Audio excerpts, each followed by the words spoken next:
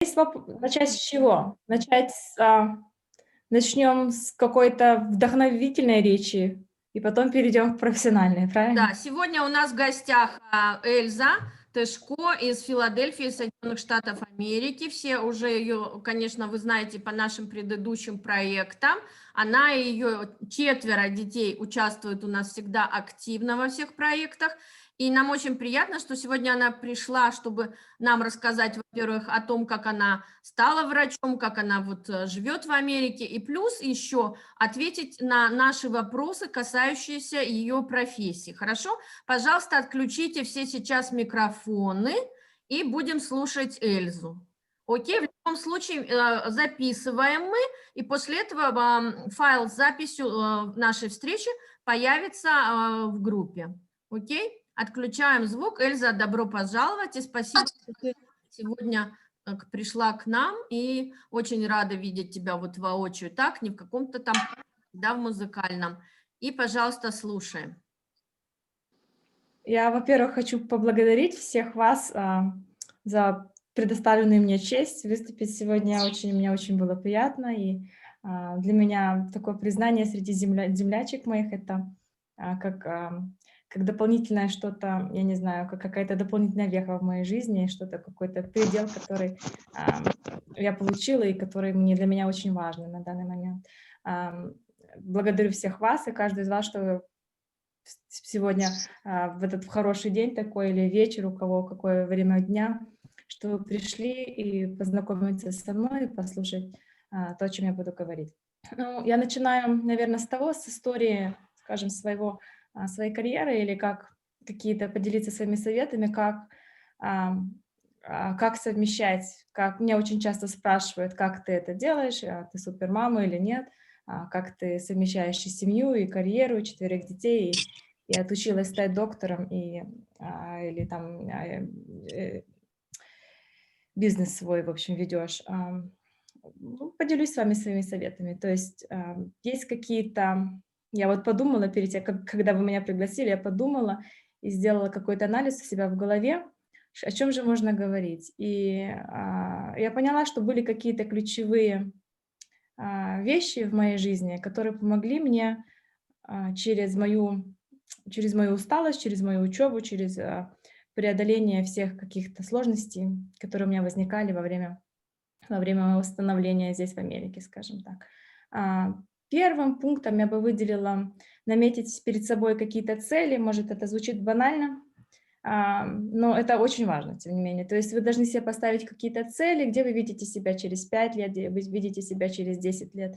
И вы пишете просто все. Вы выписываете в эти 5-10 лет, вы выписываете все, как вы себя видите, где вы себя видите на работе, где вы себя видите в личной жизни, что вы хотите через 5 лет, не знаю, еще одного ребенка или новый дом, или хотите вести свой бизнес, или вы хотите изучить какой-то язык, что-то новое, то, что для вас важно вот в этот этапе 5-10 лет. То есть, опять же, как вы себя видите, как вы выглядите через эти 5-10 лет, кто вас окружает через эти 5-10 лет. То есть, чем больше подробностей вы добавите в этот свой имидж, вот этот свой нарисованный вот вами вот, пусть это будет мечта, но, как я говорю, dream away, мечтайте просто сколько можно мечтать, добавляйте туда как можно больше деталей в это все. И там, где вы себя видите через эти 5-10 лет, попытайтесь это себя хорошо визуализировать, какая вы и чего вы хотите добиться. Вторым, после того, когда вы имеете в себя вот эти конкретные какие-то образы себя через 5-10 лет с конкретным вот какой-то тематикой и тем, что вас окружает, что бы я сделала следующее, это поставьте приоритеты своим целям. Это вторым пунктом будет. Расставьте цели, приоритеты цели. Что для вас самое главное является? Что для вас будет самым главным и на данный момент? И эти цели, они будут меняться. То есть это не значит, что вы поставили себе цель, она у вас эти 5 лет одна цель. Нет, это не так. Эти цели, они у вас, то есть вы идете к общей цели, но на данный момент у вас есть какая-то вот primary цель, то есть это какая-то первичная цель и какие-то второстепенные цели. Например, Приведу пример. Например, у меня 10 лет назад у меня была моя первичная целью была это отучиться и получить образование, и попасть в хорошую резидентуру. И вот это у меня были моими первичными целями. У меня были маленькие дети на тот момент. У меня было 3 ребенка, например, все были малыши, там до меня старший 13, то есть у меня были 3, 2, 1. То есть были малыши, один за другим. Но на тот момент я знала, что они малыши, им, конечно, нужна моя забота и мое внимание, моя любовь, но на тот момент я знала, что, я им буду еще нужнее, и мое внимание будет еще нужнее через 10 лет от данного момента. То есть тогда, когда они действительно начнут взрослеть, тогда, когда они действительно начнут формироваться как личности, тогда я им буду уделять больше внимания. То есть, четко распланировала у себя в голове, как будет происходить вот это вот, распределение этих целей. То есть номер один цель у меня — я работаю над своей учебой, над своей карьерой, и как второстепенная цель у меня идет дети. Может, это звучит, ну, не очень красиво сейчас, ваших, как я это произношу, но это правда было. То есть это первое для меня было правильно сделать учебу. Если у меня какие-то возникали, скажем, трудности, с детьми, они постоянно они болели, еще что-то. Опять же, краткосрочные цели какие-то меняются, но, в принципе, долгосрочная цель одна, и к ней идешь. Получается, например, 5 лет назад я, попала в резидентуру, и уже когда я первый год, скажем так, самый сложный год, когда очень много работаешь часов, немножечко отошел на задний план, тогда я понимаю, что у меня цели немножечко меняются, дети подрастают, я могу больше уделять внимание семье, я могу больше заниматься детьми, их развитием, и они идут, то есть поднимается вот, уровень вот этих приоритетов начинает опять смещаться.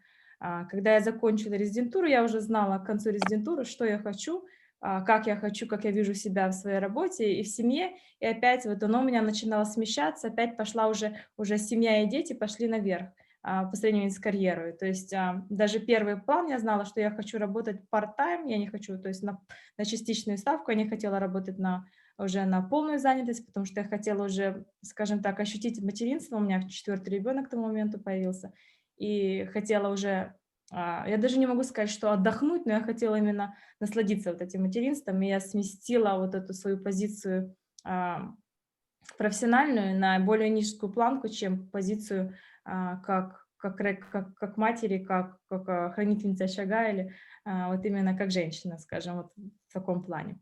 То есть, но каждый раз, когда я это делаю, я всегда знаю, что у меня на первом плане, что на втором плане, где у меня какой противовес, потому что времени, оно, конечно, количество ограниченное, поэтому нужно смотреть, какую планку на тот момент поднимать, какую планку на тот момент опускать. На данный момент у меня, в принципе, развитие моей практики и и моя семья идут вот где-то вот так вот 50/50, что, в принципе, меня устраивает абсолютно. Но если бы, скажу сразу, если бы не было этого ковида, у меня бы практика была бы где-то процентов на 60, то есть или даже на 70, я бы более сильно развивала этот аспект своей профессиональной деятельности, как вот развить именно практику. Потом, когда, опять же, через 10 лет, или 5 лет я у себя вижу, какие goals на данный момент, какие цели. То есть развила практику, опускаю немножечко, беру себе каких-то работников и, опять же, начинаю уделять времени больше семье. То есть у меня, постоянно вот это идет баланс такой. А, но третьим пунктом, который я выделила, опять же, у себя в этом в голове, то никогда себя нельзя жалеть. Жалеть себя нельзя, даже если устал, если кажется, что нету больше сил, я сейчас сяду, отдохну. Даже нельзя в голове думать, что как я устал, нельзя в голове думать, что, мне все надоело, что уже нет сил больше делать. Это просто нужно эти мысли гнать просто в секунду, которую они поступают в мозг, их, на порог нельзя даже пускать. Если есть, у меня были такие времена, когда я спала там часа по 3, опять же, вот эти малыши один за другим, и это ж надо и постирать им одежду, и убрать, и проверить их уроки, там, кто там выучил свои буквы, кто не выучил свои буквы, кто как написал эти цифры, или приготовить там чего-то там еще успеть приготовить между всем этим делом. И при том, что еще и работаешь, там часов по 100 в неделю, 120 в неделю, и загнанный как волк. А, я даже не садилась, например, кушать, не садилась за стол, потому что я знала, что если я сяду, я все, я растекусь по этому стулу, и я больше с него не встану. Поэтому я даже ела стоя. Но жалеть себя нельзя, потому что я знаю, если я только себя начинаю подумать, как я устала, и что ж я же вообще не сплю, или я ж не ела там нормально 3 дня вообще-то, то сразу я заболеваю. То есть я начинаю сразу расслабляться, и у меня обязательно или я думаю: "Ой, что-то у меня там горлышко напухло, что-то у меня там", обязательно заболею. То есть нельзя даже, я даже не думаю об этом.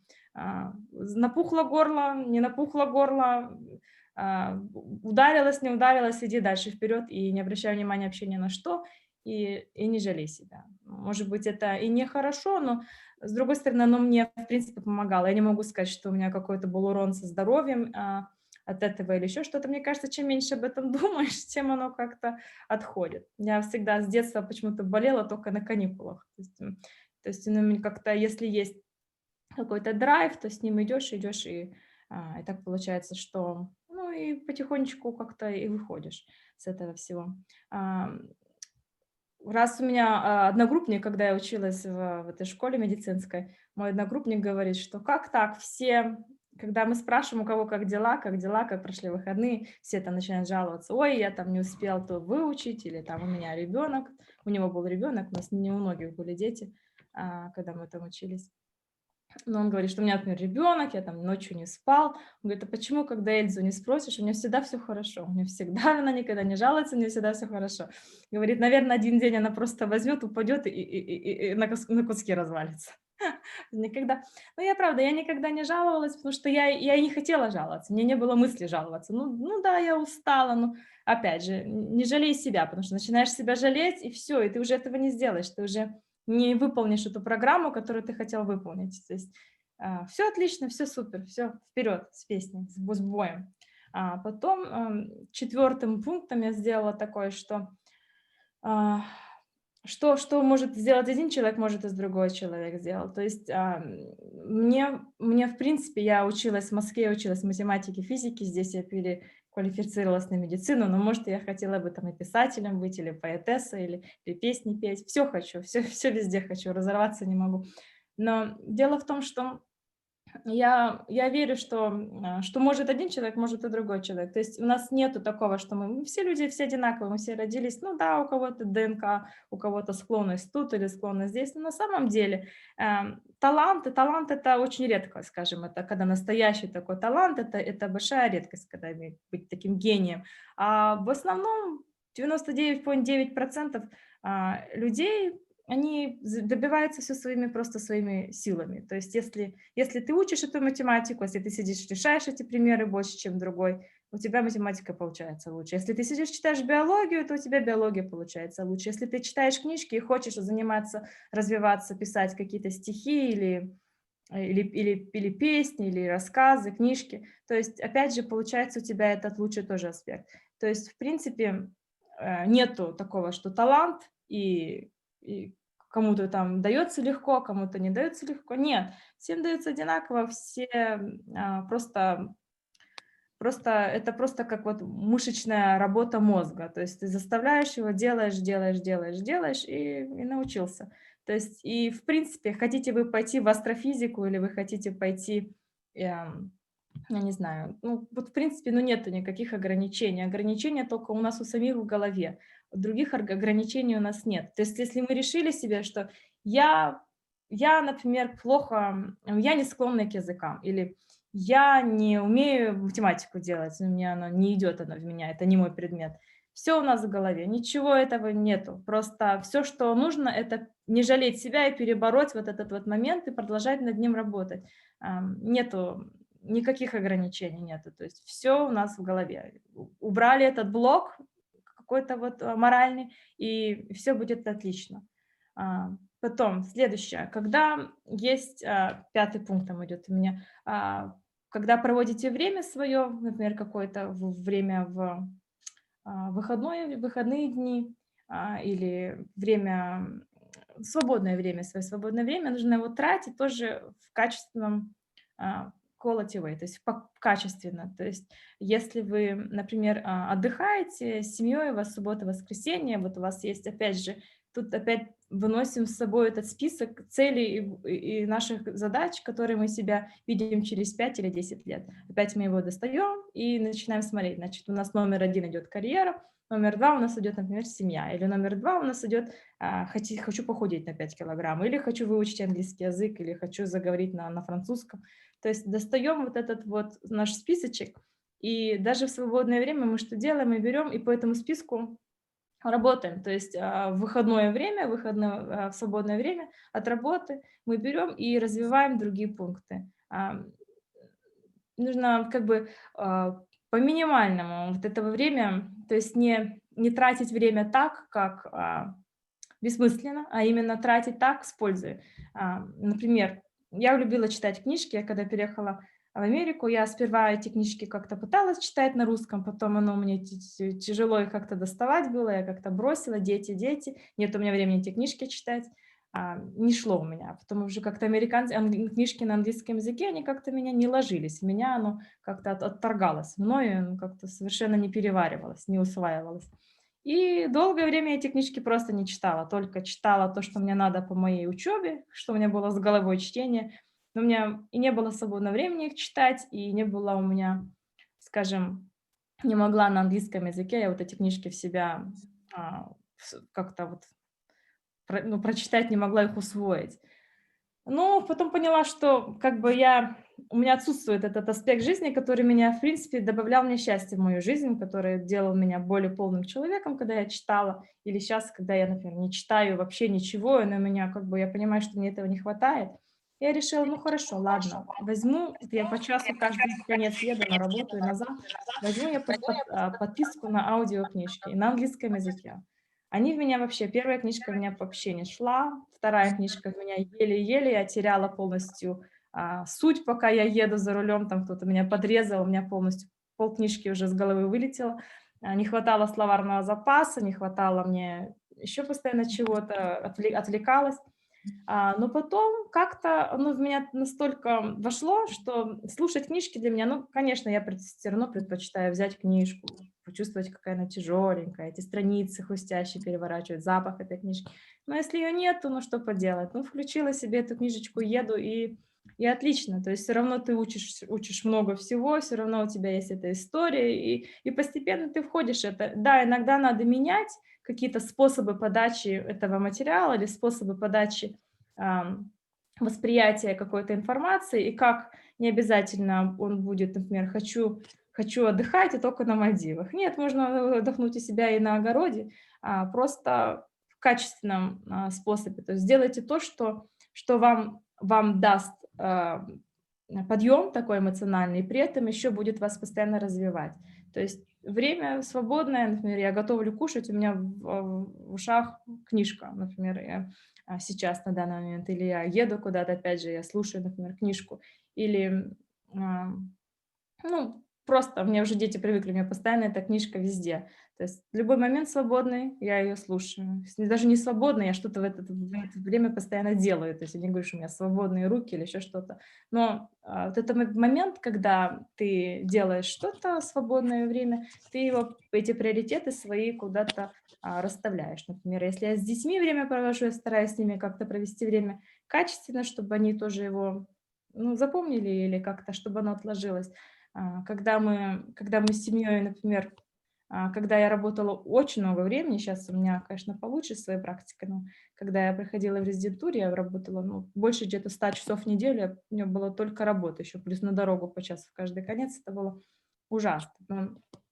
Но время, когда были выходные, или время было, когда у меня было все-таки время off, я старалась вот просто полностью посвятить себя семье, детям и больше никуда не отвлекаться, и только вот ими одними заниматься, и сделать это не просто там мы сидим на диване, там вместе смотрим телевизор, а что-то такое активное, что они обычно запоминали, что у них осталось в памяти, они до сих пор рассказывают мне, хотя, в принципе, меня и дома это практически не было, но у них куча всяких памяти, а помнишь, как мы это делали, помнишь, как мы то делали. То есть в голове у них все равно остается какие-то действия, не просто что-то спокойное, когда что-то вместе делаете, когда вы вместе куда-то или поехали, или когда что-то вместе сделали, вот именно это запоминается как качественное время. Так, следующее. Тут у меня большой пункт такой. It's okay to fail. Это если что-то не получилось, ничего страшного в этом нет. Это всего лишь шаг. То есть, как говорят, ребенок много раз споткнется, учась ходить, и сколько ни живи, придется учиться жить. А, Если что-то не получается, это нормально. Это абсолютно нормально. Это, опять же, я говорю, это просто процесс падения, ошибок, как ты учишься от этого всего. Обязательно будет что-то не так, обязательно кто-то тебя не поймет, или обязательно какой-то, допустим, если ты учишься, обязательно какой-то урок у тебя пойдет хуже, чем другие. То есть не будет такого, что все идеально, даже выучишь все, можешь все выучить прекрасно, а все равно это не получается у тебя, оно не идет. Это нормально, ничего там страшного нету. Тебя не понимают в семье, тоже бывает, абсолютно бывает. То есть это все нормальные части жизни. То есть нужно научиться примиряться с этим и себя за это не корить и не винить. То есть если оно не вышло, что-то, ну, ты продолжаешь над этим работать, чтобы оно вышло в следующий раз, но не ковыряешь себя и не винишь за то, что ты такой вот неудачник, что тебе это не получилось, лучше я не буду это делать, это просто не мое. Нет, это нормально. То есть неудача или поражение какое-то всего лишь, скажем так, пинок в правильном направлении, значит, нужно это больше делать, и все. Пока, например, вот во время вот этой моей вот этой учебы, например, у меня были разные моменты, когда а, бывали такие очень обидные, бывали менее обидные, то есть менее обидные там какие-то там, я даже их не рассматриваю, там, получила там я, допустим, какую-то плохую оценку за тест, ну ничего страшного, следующим тестом доучу. Но более обидно это, когда бывает, они выходят, это твоя профессиональная деятельность выходит тебе боком через твою личную жизнь. То есть, например, там муж начинает обижаться или дети. У меня третий ребенок, она меня просто не узнавала. Это было очень обидно. Получается, я ухожу с понедельника, она спит, и я прихожу, она спит, и вот так вот 5 дней в неделю, в субботу, когда я прихожу домой, вернее, я просыпаюсь, и она рядом, она от меня кричит с криком, бежит к моему мужу, потому что у нее просто паника, она думает, что за тетка тут пришла и пытается меня на руки к себе взять, то есть у нее полная паника. В субботу утром, каждую субботу я сижу, плачу, она плачет, вот так вот наши субботы. Но потом она, значит, к воскресенью она уже оттаивает, она с меня уже не слезает, и опять пошло вот так вот, постоянно по циклу. То есть, но она этого не помнит. Ну, сейчас ей 10 лет, она этого близко ничего не помнит. Это помню я, это помнит мой муж, она этого ничего не помнит, оно у нее не зафиксировалось в памяти. Она была маленькая, не помнит этого. То есть it's okay to fail. Ну, было, да, оно обидно, но ужасно обидно, конечно, но ну что делать? Ну так, это опять же, это очередной просто толчок в нужном направлении, чтобы работать над собой. Вот. Или, например, друзья, например, какие-то были у меня друзья, которые за то, что у меня, получается, нету времени и перестали, я стараюсь как могу, например, поддерживать, но я часто знаю, что я просто не могу. Нет у меня времени, правда, нету. И многие друзья у меня так вот они отсеялись, скажем. Я сперва переживала ужасно, а потом я поняла, что, в принципе, те друзья, которые со мной остались, это они были действительно моими друзьями. А те, которые отсеялись, значит, они не поняли, обидно, досадно, но это не твои люди, не твой человек, и значит, зачем оно тебе, скажем так, засорять свое пространство, которое, в принципе, тебе не надо тратить свои ресурсы на тех людей, которым ты не интересен в любом случае. В принципе, и вот, и все. И последний пункт еще над личным, наверное, над личным я себе сделала такой, визуализируйте себя, то есть четко имейте перед собой какой-то имидж себя через вот какое-то время. И, например, вот вы в имидже у себя стройная, звонкая, молоденькая через 5-10 лет. Вот такой к такому вы идете. То есть если вы себя запрограммировали на что-то, то оно так и будет. Лишний раз этот кусок горла не полезет.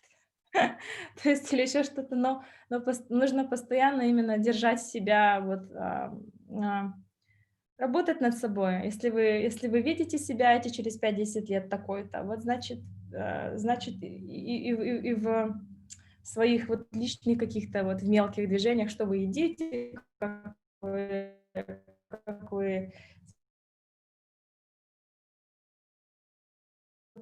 это все по интересам, это можно, просто, делать на каждой для каждой девушки, для каждой женщины идет свои какие-то, предметы, но вот именно вот эти вот, поддерживаться, четко понимать, где ты и куда ты идешь, и оно на самом деле действует намного лучше. Иногда, конечно, бывают сбои какие-то, но все равно, если у тебя есть какой-то сбой, ничего страшного, опять же, с пункта предыдущего, it's okay to fail. Ничего страшного, если не получилось, все равно, возвращаемся к новому пункту, визуализируйте себя, идите вперед и понимайте, что это только всего лишь часть личного роста. Все, я вроде как закончила. Если есть какие-то вопросы, отвечу.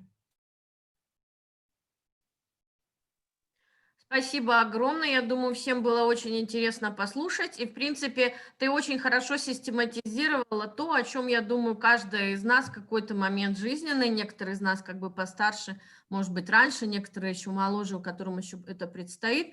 Но это очень хорошо систематизировано. И вот действительно респект за то, что ты в таком молодом возрасте уже все это, так сказать, проанализировала, не только проанализировала, а пропустила через себя, грубо говоря. Вот. А теперь давайте про ножки, про нашу обувь любимую. Все мы любим обувь, все мы хотим красиво выглядеть, все мы хотим долго бегать на каблуках, кроме меня, может быть. Я вот не люблю каблуки, да. И я думаю, что все, кто сегодня пришел, у них есть вопросы, потому что здесь я вижу и представителей медицинской профессии, представителей моды, представителей разных других творческих как бы представителей тех как бы видов деятельности, которые требуют долгого стояния на ногах, пребывания на ногах. Поэтому я думаю, каждая вот из нас сегодня может задать свой вопрос.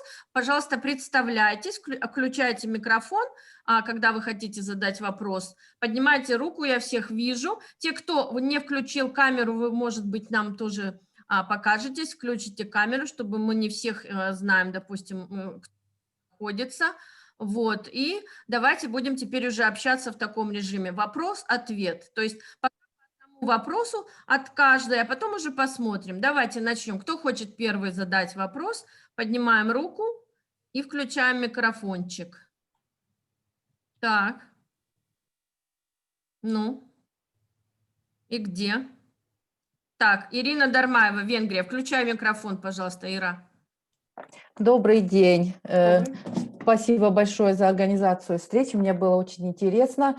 Я коллега, проработала в 20 почти лет в медицинской практике. У меня есть большой ребенок и маленький ребенок. С личной жизнью не удалось, но насчет приоритетов я полностью с вами согласна.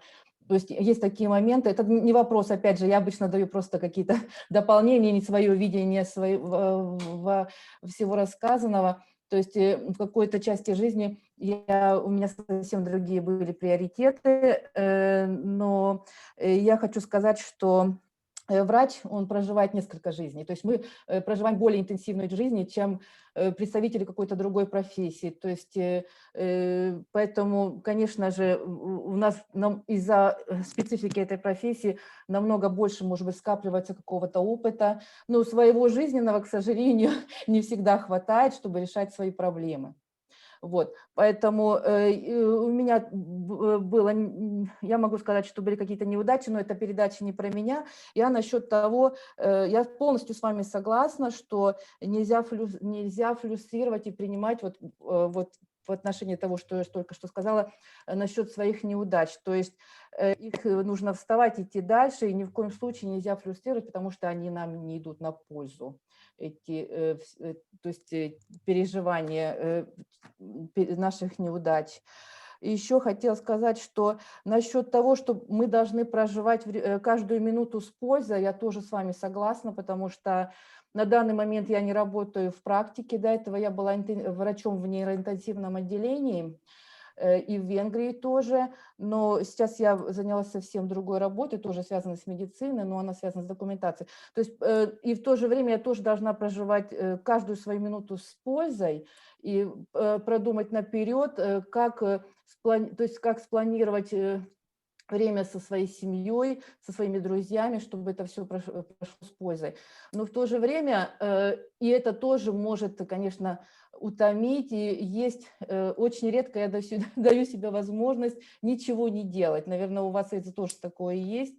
То есть и от этого получить удовольствие, поэтому конечно… Если приоритетом идет отдых, обязательно. Да, поэтому я полностью согласна с каждым вашим словом и большой респект действительно за то, что вы в молодом возрасте смогли это все правильно расставить. То есть я могу высказать только это. Вопросов у меня нет, только вот такие небольшие комментарии. Спасибо вам Большое большое. спасибо, Ирина. Спасибо, очень приятно познакомиться. Мне тоже. Так, следующий. Спасибо, Ира. Ты у нас всегда очень интересные комментарии даешь на всех зумах. И вообще тоже очень интересная у тебя судьба. И именно, может быть, когда-нибудь и с тобой организуем встречу, когда ты время найдешь для этого. Давайте вопросы по существу, пожалуйста. Надюша, пожалуйста. И потом Лена. Лена Горновой, потом сначала Надя, потом Лена Горновой. Я немножко опоздала на встречу, вылетела из головы. Извиняюсь. Меня зовут Надежда, я из Праги. И проблема в том, что у моего сына, я прослушала, я знаю, что лечение стоп, да, а еще, ну, не знаю, если плоскостопие тоже входит в это. Да, конечно, да. Потому что у моего сына, например, плоскостопие. Вот. Может он заниматься спортом? Если мы ходили на лечение плоскостопия, когда ему было 3 годика. С тех пор так и уже не пошли. А сейчас он, например, хочет ходить на теннис. Ну, после, конечно, после ковид. И так как он еще и высокого роста, если это не влияет, потому что у него 12 лет ему, но у него уже из-за высокого роста и немножечко он в теле 88 килограмм весит. Если это еще хуже не влияет на стоп. Ну, плоскостопие идет в разных степенях, получается. Но, в принципе, это не является, ну, как бы нельзя ребенку сказать не заниматься спортом. Наоборот, ребенку нужно заниматься спортом, с плоскостопием или без, ему нужна эта активность. Просто единственное, что в зависимости от степени плоскостопия я бы подобрала бы правильные корректирующие стельки в обувь, особенно на теннис, и правильную обувь. То есть для тенниса нужно вот это вот со стороны в сторону, вот эти вот у них есть пяточка, например, идет не зафиксированная в обычной обуви, а ему нужно немножечко дополнительная стелечки внутри, в ортопедической, ему нужно дополнительная side-to-side motion control, то есть чтобы со стороны в сторону пяточка у него не елозила туда-обратно. А то в 12 лет особенно очень часто воспаляется сзади в пятке, называется не болезнь севера или retrocalcaneal bursitis, когда в пяточке начинает беспокоить их сзади в этом возрасте. Но в принципе при правильной обуви, при правильной стельке нету никаких у него. Если он не идет заниматься большим спортом, то есть как бы идти там на Уимблдон, на какие-то соревнования.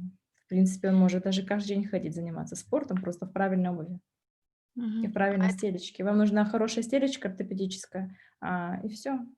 Особенно если он как бы высокий и тяжеленький мальчик, то это ему лучше это сделать, чтобы даже если он и не занимается спортом, ходит в школу обычно или там просто проводит время, ему все равно нужен небольшой контроль, чтобы это не усилилось его плоскостопие.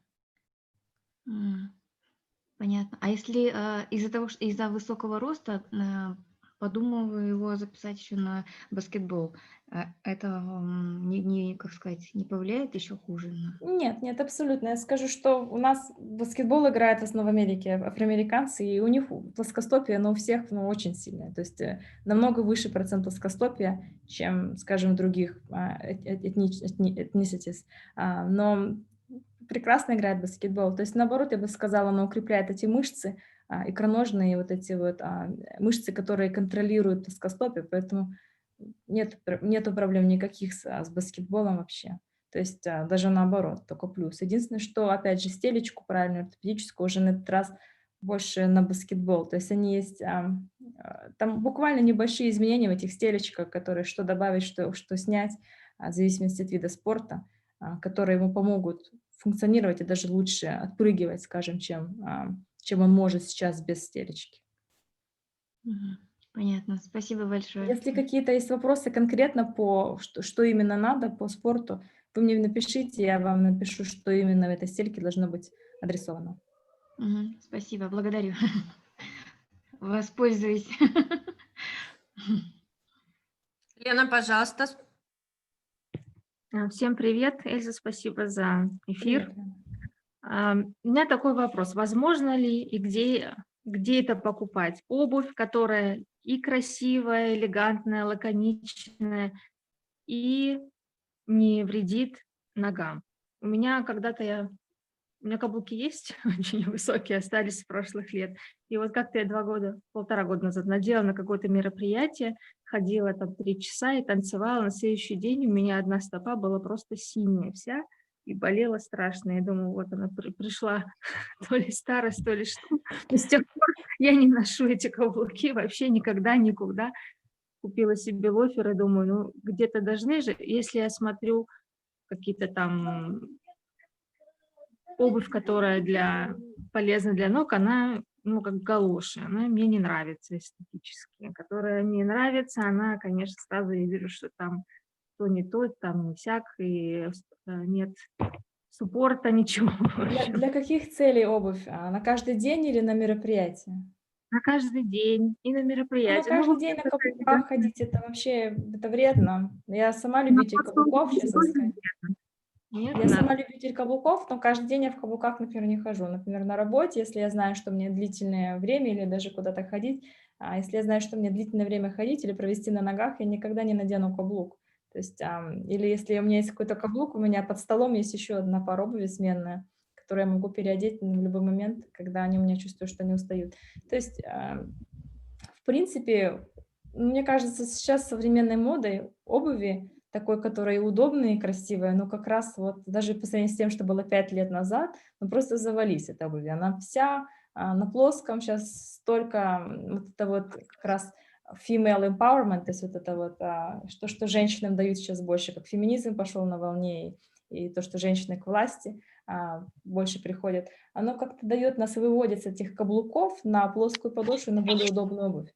То есть вся эта обувь, которая, вот эти, опять же, те же самые лоферы или какие-то там Челси или еще что-то, ну, на самом деле смотрится очень классно и очень стильно, и даже можно даже, в принципе, и на выход, если правильно как-то одеться и надеть на плоском, и вообще никаких проблем не будет. Каблук вообще, особенно каблук выше, чем там где-то 2 инча, то есть до 2 инчей, то есть до 5 сантиметров каблук можно, в принципе, носить, если он широкий, устойчивый, и вы не проводите целый день на этих ногах своих. То есть если у вас офисная работа, вы там перебежками там от офиса, от принтера к столу или там на кофе сбегать там куда-то с сотрудником, то это, в принципе, нормально. Но выше, конечно, 5 сантиметров, там уже там 8 сантиметров, 9 сантиметров, 7 сантиметров, это уже лучше оставлять для вечера. То есть если вы идете куда-то на вечер, вас на машине привезли до ресторана, вы там до него дошли, до стола и назад пошли, то есть, в принципе, это нормально. Но ходить на каблуках, как вот мы ходили на каблуках, по крайней мере, как я ходила на каблуках в России,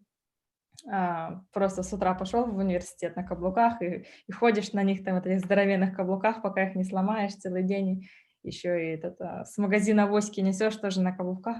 Этого делать не надо, потому что это, как правило, скажется. Если не сейчас, то попозже скажется или на спине, или на ногах, или на коленях, на чем-то где-то оно выразится. Но где их покупать? Мне кажется, абсолютно в любых магазинах сейчас продается эта обувь такая. Просто я делала Плоская недавно обувь подборку. тоже не вредно. Просто мне говорят, что плоская обувь тоже вредно, и каждый день Плоская обувь абсолютно такая. Нужна обувь, когда выбираете обувь, берите обувь и сгинайте ее. То есть если она сгинается у вас в середине, там, где должна быть подъем, эта обувь плохая, вы ее не берете. То есть она должна сгибаться только там, где пальчики. Если бы у меня была какая-то рядом пара, я бы показала. То есть когда сгибаете, а не сгибается вот это, где в подъеме вашем. То есть вот этот вот подъем остается подъемом. должен сгибаться только в этих в суставе большого пальца, когда вы сгибаете. То есть если она должна иметь форму. И задник в обуви тоже должен иметь какую-то форму. Он не должен быть вот таким вот. То есть если балетки, то такие балетки, как вот были в моде, наверное, лет 7-8 назад, которые такие, как чешки, то есть которые можно скручивать или на резиночке. Но такая обувь, от такой обуви еще больше проблемы с ногами будут, чем даже от каблуков. Потому что оно кажется, что как тапочек, одел и супер, ходишь, можешь ходить километры. На самом деле это все еще хуже, чем, то есть никакой стабильности в ноге. Ходите по асфальту, по этим поверхностям, которые не были созданы для того, чтобы по ним ходить босиком. Вы ходите в этой обуви, вы думаете, что вы защищены, вы думаете, что у вас удобная обувь, на самом деле нет. На самом деле это только вредит. Если у кого какие-то косточки, проблемы с косточкой или поперечным плоскостопием, это все как грибы разрастается в этой обуви, как балетки, например. Опять же, балетки, если у них есть более жесткая пяточка, и она не сгибается в подъеме, когда вы ее сгинаете, они могут быть нормальными, но, опять же, сгинайте, всего 2 критерия. Согните его посередине в арч. Согнулась — нехороший. Смотрите, пятка, задник вот так вот делается — нехороший. То есть задник должен иметь форму, и середка должна быть более жестенькая. Но там, где пальцы, она, конечно, сгибаться должна. А вот лично для моих ног мне больше нравятся квадратные. Сейчас была мода буквально вот 1 сезон, и потом они все опять исчезли. Я так обрадовалась, думаю, пришла мода на квадратные. Я не успела ничего купить, они уже исчезли, опять узкие, которые я просто не могу носить. Мыс, в принципе, даже при правильной ширине ноги, то есть при правильно выбранном размере, то есть размер ноги идет, скажем, обычной длиной ноги, а есть еще размер ноги по косточку. То есть вот по косточку на большом пальце, которая вот сбоку бывает торчит, ее называют косточка у нас. То есть, ну вот по эту косточку идет тоже размером. То есть оно идет одним и тем же размером. Пусть у вас 37 размер, например, ноги на длину ноги, но у вас, например, пальцы, скажем, короче или длиннее, чем то, что рассчитано на обычную колодку, на обычный 37 размер ноги или 38. Например, у вас, если сама ножечка до этой косточки, у вас 36 размера, просто длинные пальчики, тогда вам, например, узкий носок, ну, никак не пойдет, или нога шире. То есть именно по этой части даже узкий носок, в принципе, может быть не вредным, даже заостренный носок может быть не вредным, если длина по эту косточку обуви подобрана правильно, если размер. То есть, например, плоские какие-то лоферы за зауженным носком, но правильно подобранным размером они не будут вредить вашим ногам. Наверное, запутанно, непонятно. Например, если достать оттуда стелечку, легче смотреть. Если достать оттуда стелечку внутреннюю с обуви, и вот ее будет outline какой-то, скажем, уже слов русских не могу подобрать. Силуэт. Силуэт, спасибо, силуэт, правильно. И вот вложите на эту ногу свою в этот силуэт, смотрите, что все пальцы должны быть вместе. То есть не вместе, все пальцы должны лежать себе спокойно, и ничто не сдавлено по этому силуэту. Если вы видите, что у вас, например, 4-й, 5-й палец полностью вышли за силуэт, или большой там торчит наполовину за силуэтом, не годится. Но опять же, это просто, значит, не ваша колодка. Но и надо... Обувь тяжело подбирать, 100%. Хорошую обувь тяжело подбирать, но это индивидуальная такая вещь. Раньше люди шили на заказ эту обувь. Сейчас мы пытаемся выбрать себе такую обувь, которая нам подойдет. Но опять же, сейчас это немножко легче. Конечно, если вы выбираете острый носок, его будет тяжелее выбрать, чем с обычным круглым мысом. Ну, например, вот я недавно делала вот эту статью, там, например, эти ботинки, эти грубые ботинки, они вообще идеальные. То есть на зиму, на осень они выглядят стильно, абсолютно совсем, начиная от строгого костюма, заканчивая каким-то платьицем легкомысленным девичьим. Например, абсолютно идеальные, и, в принципе, они идут на любую ногу. То есть у тебя плоскостопие, у тебя какие-то косточки, у тебя проблемы, например, с подошвенным фасциитом или шпоры в пятке. Они, в принципе, идут на все. То есть вот эта обувь такая, или вот подошвы увеличенные, какие-то челси, какие-то грубые челси. То же самое, смотрится классно совсем, с каким-то брючным костюмом или даже спортивными штанами и свитером. То есть, в принципе, мода в последние дни, что меня очень радует, такая, что все больше и больше женщин отходит от каблуков в ежедневной жизни. Если вы хотите, у вас какая-то вечеринка, и надо пойти, ну, да, придется пострадать, если хотите, если хотите ходить на каблуках. Тут особенно не подберешь обувь, нужно смотреть, чтобы она вас там нигде не зажимала. Вся нога синяя, это, конечно, совсем обувь была, наверное, была маленькая. Наверное, Она нога выросла. после родов разошлась, она бывает, суставы немножечко расплащиваются, и, наверное, они просто были маленькие. Это Наверное. А вот танкетка или каблук, ну, допустим, высоту мы снизили. Танкетка — это хороший выбор или не очень? Так, после танкет- Лены Валя и потом Геляна Недюлина. Танкетка бывает, танкетки рознь. То есть, например, такие вот здоровенные такие танкетки, которые огромные. Опять же, это мы их расцениваем так же, как и каблуки. Большие танкетки мы не носим. Во-первых, у вас теряется способность отталкиваться от земли, когда вы ходите на этих высоких танкетках. То есть на нашей ноге есть куча суставов, 26 косточек. И вот между этими косточками просто куча суставов. И когда вы ходите, вам нужно постоянно какой-то держать баланс и какой-то вот правильно отталкиваться, чтобы сделать следующий шаг. Вам помимо того, что наступить и перекатиться с пятки на пальцы, нужно еще и другой ногой дать правильный толчок, чтобы сделать этот шаг. И вот этот вот шаг за шагом, оно как бы незаметно, но когда вы идете шаг за шагом, оно идет все, например, на высоких танкетках. Они точно так же, как каблуки. Вы не можете на них провести целый день. Вы можете, там, если у вас какое-то есть мероприятие или событие, вы хотите там выглядеть выше или по какой-то причине, их можно носить, но надо аккуратно, надо знать свои риски. Очень часто на высокой подошве, на высоких танкетках ноги просто можно подвернуть, сделать себе вывих лодыжки, причем достаточно сильный, если идти по какой-то поверхности. Надо рассчитывать, если вы идете где-то там по брусчатке, то тем более, конечно, никакие платформы нельзя носить. Опять же, так как нога идет зафиксированная очень сильно в высоких танкетках и не гнется, это тоже нехорошо, то есть не будет от этой обуви пользы. Если танкеточка поменьше, какая-то там ходовая танкеточка, опять же, должна немножечко гнуться в суставе большого пальца, тогда она вполне пригодная. То есть танкеточка, она хорошо, то есть, опять же, танкеточка, например, она должна впитывать в себя какой-то стресс. В случае, когда немножечко пяточка, в принципе, выше, чем носок в носочной части. Если идет разница, небольшой перепад, там не надо, чтобы был большой перепад или какой-то каблук, но просто небольшой перепад, он уже, в принципе, полезен для стопы. То есть танкетка окей, если она гнется, если она совсем не гнущаяся такая, как башмак такой, то носите, но аккуратно. Так же, как и каблук. Носите, но не на целый день. Спасибо.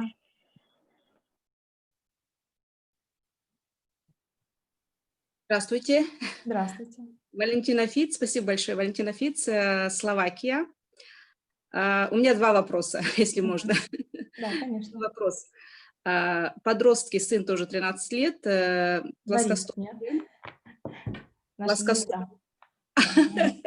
плоскостопие, да. Умеренно занимается спортом, да, то есть раньше мы проводили упражнения для стопы, каждые полгода ходим к ортопеду с годика, вот. И, то есть, как бы постоянно мы на учете, но, тем не менее, я смотрю, стельки прописываются, стельки носятся, но, в принципе, стопа как бы какая была, такая есть. Немножко одна западает, и вторая плоскостопие, да. Вопрос, если вырастают они как бы, подростки, из этого, или если уже было плоскостопие, так и остается плоскостопие, всю жизнь стельки, или все-таки есть какой-то шанс, что придет в нормальную норму. У многих детей вообще плоскостопие просто бывает, как бы очень многие дети, скажем, ходят с плоскостопиями, часть из них перерастает, и часть из них не перерастает. Но, как правило, даже та часть, которая перерастает, это плоскостопие, если оно неправильно было в детстве, скажем, адресовано, например, если ребенок косолапил в детстве, косолапие проходит с возрастом, оно отходит, то есть ребенок перестает косолапить в большинстве случаев, но часто с проблемой, например, для коленей, то есть у него на колени начинают смотреть вовнутрь, то есть ребенок компенсирует сам, начинает компенсировать своими другими какими-то мышцами, другими какими-то ротациями, но опять же, это неправильно, это была, скажем, какая-то деформация, просто скомпенсированная другими проблемами. То есть это, которые, опять же, в возрасте 18-20 лет они, конечно, не выражаются, но туда в дальнейшем возрасте, там ближе к 50, к 40, в 60, вот когда они начинают действительно беспокоить, как начинается болеть колени или бедра, или поясница, то есть что-то где-то или там в ногах начинает расти, где-то там не та косточка, или начинает болеть, или беспокоить. Вот, дети, если носить правильную стелечку, делать еще гимнастику, часть из этого, опять же, часть из этого идет просто генетическая предрасположенность. То есть вы, например, если у вас плоскостопие, у мужа плоскостопие, у вас ребенка, скорее всего, будет плоскостопие, правильно. Единственное, чтобы предотвратить ему осложнение этого плоскостопия, нужно заниматься этим плоскостопием регулярно. То есть это как особенность такого сложения вашего ребенка, получается, анатомическая. Часть из нее можно поправить, а часть из нее, к сожалению, невозможно поправить. Но единственное, что если правильном направлении направить, то не будет этих осложнений, которые, если их не поправить. Я бы вашему сыну рекомендовала, если у него на одну ногу больше идет завал, стопы, лодыжки, делать упражнения. Да, делать упражнения. Если вы мне можете, напишите мне сообщение в лично, я вам скину упражнения. Хорошо, спасибо, супер. Или давайте я, может, сюда на этот тред, я думаю, многим, наверное, будет интересно эти упражнения. Я просто скину эти упражнения сюда, на этот тред, когда Полина выложит это видео под него, как комментарий. В принципе, да, и X-образные ноги были, но они потом прошли через какое-то время. Сейчас ноги выровнялись, как бы, но плоскостопие осталось. У детей несколько периодов есть, когда у них идут через X-образные ноги. То есть идет это у них где-то в возрасте 7 лет, 8 лет, первый период, и второй период, когда они идут подростками, это где-то около 13 лет, вот так вот у них второй X-образный период. То есть оно у них, это в принципе тоже, они идут через несколько периодов, это норма. Это норма. Получается, резко увеличивается нагрузка на ноги, они идут через эти фазы роста какие-то, у них там ротации происходят. То есть, когда мы рождаемся, у нас ноги как они? Вот так вот, правильно? То есть ноги вот так вот. А чтобы они выровнялись вот так вот это вот, пока они идут через эту ротацию, у нас вот эти с этим то X, то O, эти ноги постоянно меняются. Ясно, окей, спасибо. Да, но то, что у него была X-образная форма, это в принципе, это все в норме. Если она сейчас выровнялась, то это... Да, сейчас, в принципе, да, ровно. Окей, спасибо. И второй вопрос. Кстати, плоскостопие – это по моей линии, естественно. Мне кажется, калмыки вообще многие этим страдают. У моего отца, у меня, то есть это по моей линии. Вот. И второй вопрос, это уже меня касается. У меня где-то полгода назад, как раз вот даже чуть больше, когда началась эта пандемия, у меня ни с того ни с сего начала болеть нога. Я ждала, так как никуда не ходила, работала из дома, до сих пор работаю, думаю, ну, пройдет, наверное, это самое. В итоге, короче говоря, в мае я уже поняла, что я даже 200 метров пройти не могу в магазин, я пошла в мае к врачу, ортопеду, он мне нащупал, сказал, что воспаление сухожилия. Сделал какой-то укол, сказал, что должно помочь. В пятку? Вот возле пятки это было, где-то вот где пятка и вот чуть выше пятки, наверное, с внутренней стороны. Он там что-то щупал, нащупал, я так поняла, что какая-то, одна или две, я не знаю. Он туда воткнул укол, и, в принципе, как бы полегчало. После этого месяц даже как будто вообще супер хорошо я забыла про то, что у меня нога когда-то болела. Но постепенно начинает все это возвращаться. Вот. И так как опять все-таки сижу дома, много не хожу, но заметила, где-то километра 2 пройду, опять начинает ныть, болеть. То есть нужно постоянно садиться, отдыхать немножко. Есть стельки, прописали мне стельки, дала в спортивную обувь, в адидаске ношу. Вот. Все равно стараюсь ходить каждый день хотя бы 2-3 километра в день походить, потому что, опять-таки, работаю из дома. Вот. Вопрос такой, можно ли в домашних условиях или, я не знаю, в аптеке какую-то мазь купить или что? То есть, как бы, состояние не такое прям ургент, да, нужно бежать к врачу, но в то же время вот какая-то вот это все тянется долго. Если можно какую-то, я не знаю, мазь или что-то там намазать как-то. Здесь не сколько мазь, как бы, опять же, без экзамена я так, вот мне даже не сказали, где конкретно болит, но, в принципе, по рассказу вашему я уже вижу, что это подошвенный фасциит у вас. То есть подошвенный фасциит или же пяточные шпоры, в принципе, это очень распространенная проблема. Очень многие, например, особенно первый шаг с утра. Тина, я не слышала. Он сказал, что не шпора. Он когда пощупал, Да, шпоры, ну да, то есть я говорю, то есть шпора сама, она возникает как последствие от подошвенного фасциита, но шпора сама никогда не болит. То есть она болит, но очень-очень редко, когда она разрастается настолько, что зажимает нерв. Но чаще всего болит не шпора, а болит именно подошвенная фасция в пятке. То есть это бывает первый день, например, с утра не первый день, с утра проснетесь, например, первым делом вот это первый шаг, самый бывает болезненный, или в течение дня вы походили какое-то время, и она начинает болеть, эта пятка уже, то есть на нее наступить невозможно, она такие как бы острая боль возникает этой пятки. Вот, то есть как ее лечить, от чего она возникает вообще в принципе, это подошвенный фасциит? Он возникает от того, что вследствие того, что стопа начинает чаще всего, что с возрастом или с нагрузкой, то есть с увеличенным весом, или же с неправильной обувью, или с плоскостопием, то есть какие-то предрасположения были к этой, к тому, что подошвенная фасция начинает воспаляться. Воспаляется она, то есть идет подошвенная фасция, она к пятке идет, вот здесь, допустим, у нас пяточная кость, и она прикрепляется ко всем вот этим 5 косточкам нашей ноги. То есть она поддерживает ваш свод стопы, когда вы ходите. То есть при каждом шаге она держит этот свод стопы вместе. То есть вот кажется вот ваш подъем, правильно? Вот она держит ваш подъем. Теперь, например, когда вы отдыхаете или спите, она у вас вот сокращается. И при первом шаге она начинает тянется, и тянет она, как правило, за пяточную кость, не за эти 5 здесь, потому что здесь их много точек, а здесь одна точка, она тянет эту пятку. Она часто продолжается, это уже не пяточная, но это тоже к пятке, идет ахиллесово сухожилие с другой стороны. И оно все работает как одним рычагом. То есть, в принципе, есть ахиллес тендинарис, тендонит ахиллесов сухожилия или же подошвенный фасциит, она идет как одной, скажем, одной такой большой проблемой. Вот. От чего она возникает? От того, что вам нужно помочь ей. То есть, опять же, она распределяется или во время беременности, у многих возникает эта проблема, то есть от того, что увеличивается резко вес, или во время карантина. После карантина у меня были целые волны людей с подошвенным фасциитом. Почему? Потому что, во-первых, они ходят дома босиком и набирают вес. Люди в основном в карантин набрали все вес. И получается, что дома босиком по полу с увеличенным весом целая волна у меня была с болями в пятке людей.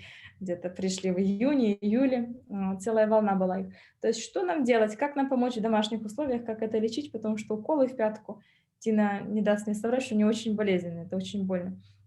Что делать? То есть берите, вам нужно делать постоянно гимнастику для ног и растягивать. То есть, в принципе, сама проблема, даже это шпоры, если она возникла, то есть сама шпора, она не будет вас беспокоить. Беспокоит всегда этот подошвенный фасциит, воспаление вот этой подошвенной фасции на том месте, где она прикрепляется к косточке пятки. То есть решить эту проблему можно тем, что ее правильно растянуть. Если она будет правильная и пластичная, и вы в течение дня добавляете какую-то поддержку, которая не будет раздражать лишний раз эту подошвенную фасцию, будете ходить, скажем, и вашу стопу будет что-то поддерживать внутри, эту подошвенную фасцию, боли эти сократятся даже без уколов. Я упражнения тоже приложу туда, я себе записала, туда тоже в Zoom. Спасибо. Так, у нас очень много, Эльза, вопросов. Сейчас у нас Геляна, после Геляны Оксана, потом Света, Джема, Лена, Галя. И потом уже по второму даже кругу девочки хотят задавать вопросы. Запоминайте, кто за кем, и спрашивайте. Хорошо. Геляна. Спасибо большое. Здравствуйте, Эльза. Здравствуйте, девочки. Здравствуйте. Меня зовут Геляна, я из Германии. У меня проблема. С детства у меня, как уже у всех, у многих тут, видимо, говорили, и я думала, у меня у одной, плоскостопие, и в то же время у меня вот этот халус валгус, косточка, да, и причем косточка, она действительно тоже с детства. Я смотрела на себя всегда в детстве и думала, почему у меня такие некрасивые ноги.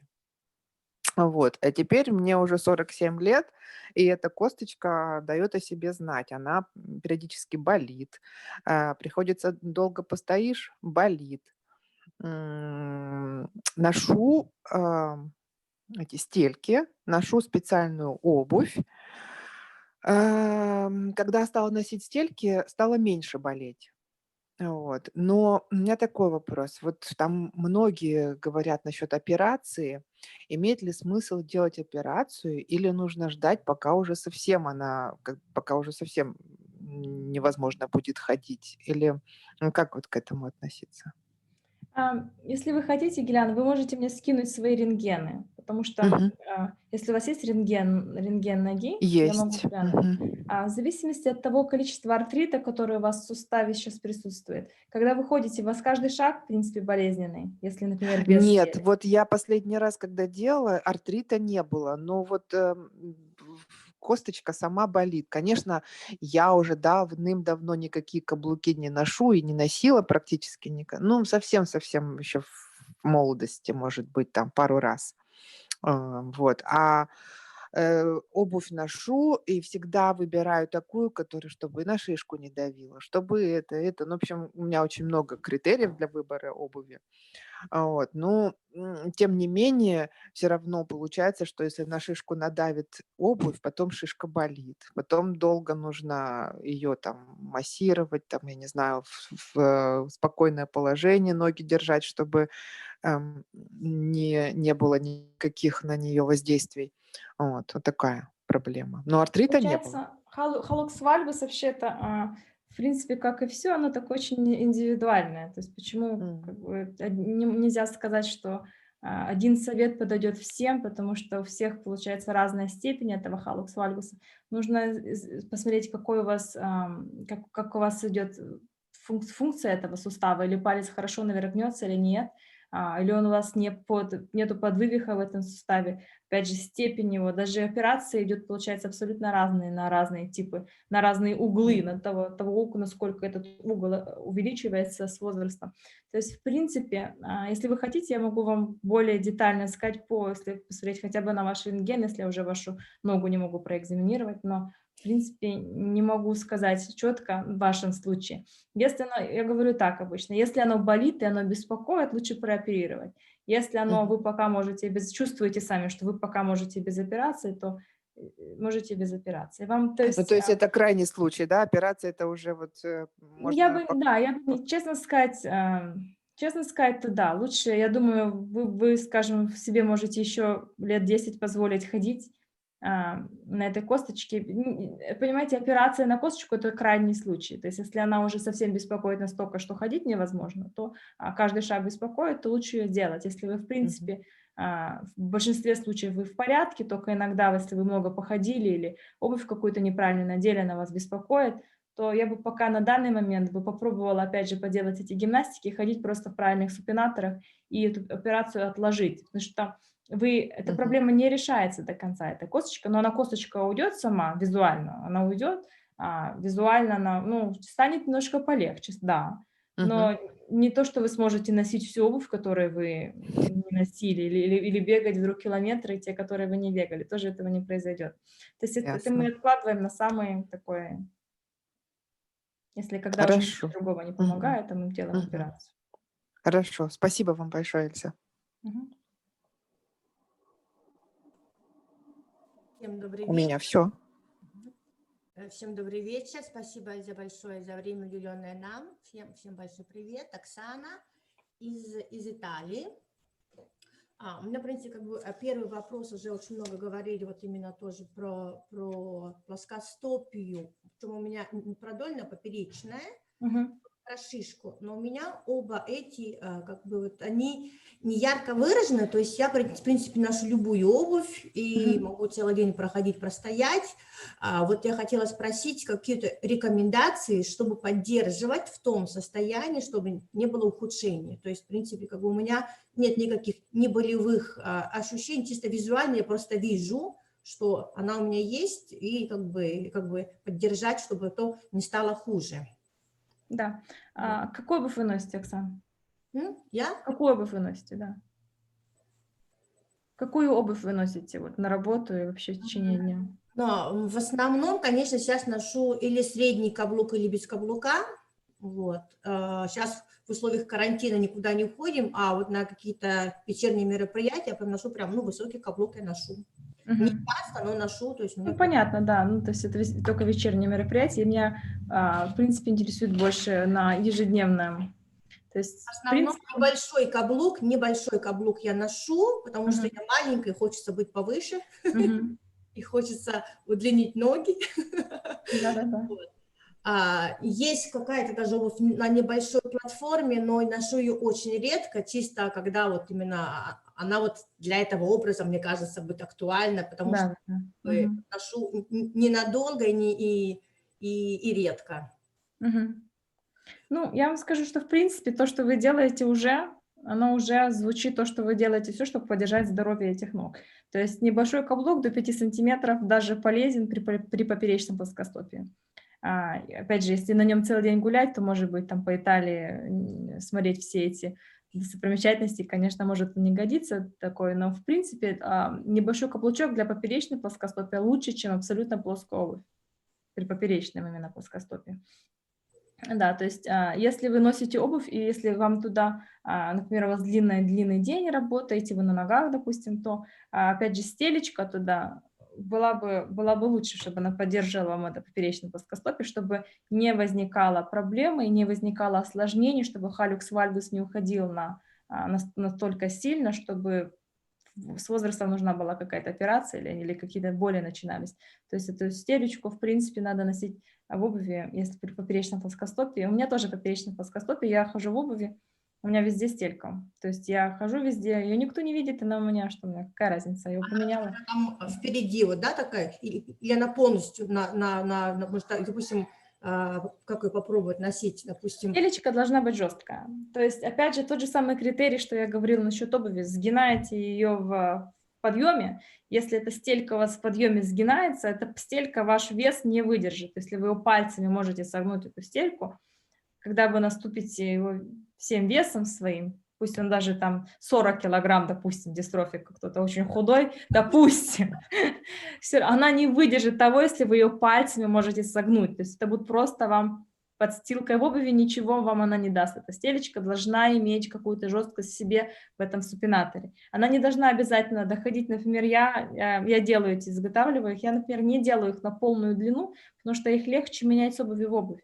То есть я делаю где-то вот по эту длину, вот до этой длины, чтобы пальчики, в принципе, они, во-первых, им больше места там внутри в обуви, то есть они там не забиты, и так никогда не хватает места этим пальцем в обуви. И потом вы можете менять в зависимости от мыса обуви, просто перекладывать стельку с одной пары в другую. Но, в принципе, сама функциональная часть стельки вы можете даже вот до этих косточек брать, то есть она, в принципе, сама функциональная часть именно вот в этом вот в подъеме обуви.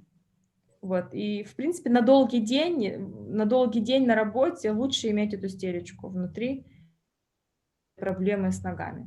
И, опять же, упражнения, я скину от плоскостопия, от поперечного как раз они большей частью. То есть продольное плоскостопие, как правило, оно бывает реже вообще, чем поперечное плоскостопие. Поперечное плоскостопие в какой-то степени, в принципе, присутствует практически у каждого из нас. Это очень редкость, когда оно не присутствует. Поперечное. Продольное, конечно, то, что мы привыкли называть плоскостопием. У меня многие пациенты приходят ко мне и говорят: у меня нет плоскостопия, я не знаю, о чем вы говорите. Я говорю, они не видят этого. То есть они, например, сидят, смотрят на ногу, у них вроде как есть подъем. То есть, это же не то, что ты когда сидишь, ты когда становишься, заваливаются ли у тебя лодыжки вовнутрь или нет. То есть такие какие-то нюансы, я им когда показываю, они, честно сказать, всегда удивляются. Они говорят, мы никогда не обращали внимания, мы никогда не знали, что у нас есть какая-то степень это поперечное плоскостопие, допустим, или никогда не слышали, что такое поперечное плоскостопие. Но это как раз поперечное плоскостопие именно бывает, а не продольное плоскостопие, именно поперечное плоскостопие, которое потом в дальнейшем дает проблемы какие-то или на косточки, или на пальцы, или на артриты, или даже на те же самые колени, или бедра, или на поясницу. То есть, как правило, это именно поперечное плоскостопие, это враг всего. Вот это вот второй мой вопрос был, кстати, вот тоже уже даже обозначила, вот может ли плоскостопие так влиять сильно на колени и поясницу, то есть на постуру свою, на постановку корпуса, потому что у меня сын, ему сейчас 9 лет, сейчас он почти не жалуется, но до этого он жаловался о том, что у него болели колени. Ну, исследовали, смотрели, ничего не нашли, нашли еле-еле небольшое, маленькое плоскостопие. Сказали, ну, может быть, из-за этого. Носили стельки, он занимается спортом, довольно-таки почти что каждый день или через день у него был спорт, и бегал, в смысле, вот, футбол, и было плавание, вот. Сейчас только что тоже я еще раз проверила, в принципе, может быть, небольшой есть, да, вот, но и сказали, что возможно, что от того, что у него очень маленькая плоскостопие, не сильно, сказали, возможно, это просто он должен перерасти еще. Вот. Сказали, что это возможно также и вот эта боль роста, то есть когда ребенок растет, суставы Да. развиваются, Мгм. и вот как бы насколько это маленький такой небольшое детское плоскостопие может влиять на боли в коленях. Я не думаю, честно сказать. Я не думаю, что небольшой процент детского плоскостопия вам повлиял на боли в коленях. Я думаю, что если в вашем случае это были боли роста или просто от нагрузки у ребенка, бывает часто возникает боль эти в коленях. То есть если у него, как у него с мышечной массой. То Он есть очень маленький, худой. вот, может, ему нужно просто, ему может просто надо сделать побольше приседов, то есть вот эти скватс, приседы, и укрепить эти мышцы на ногах. Мы присядку сейчас учим, да. Да, и у него коленки будут меньше болеть. Они у него, возможно, от нагрузки, если он спортом занимается, и мышцы у него недостаточно сильные, чтобы поддерживать эти коленочки.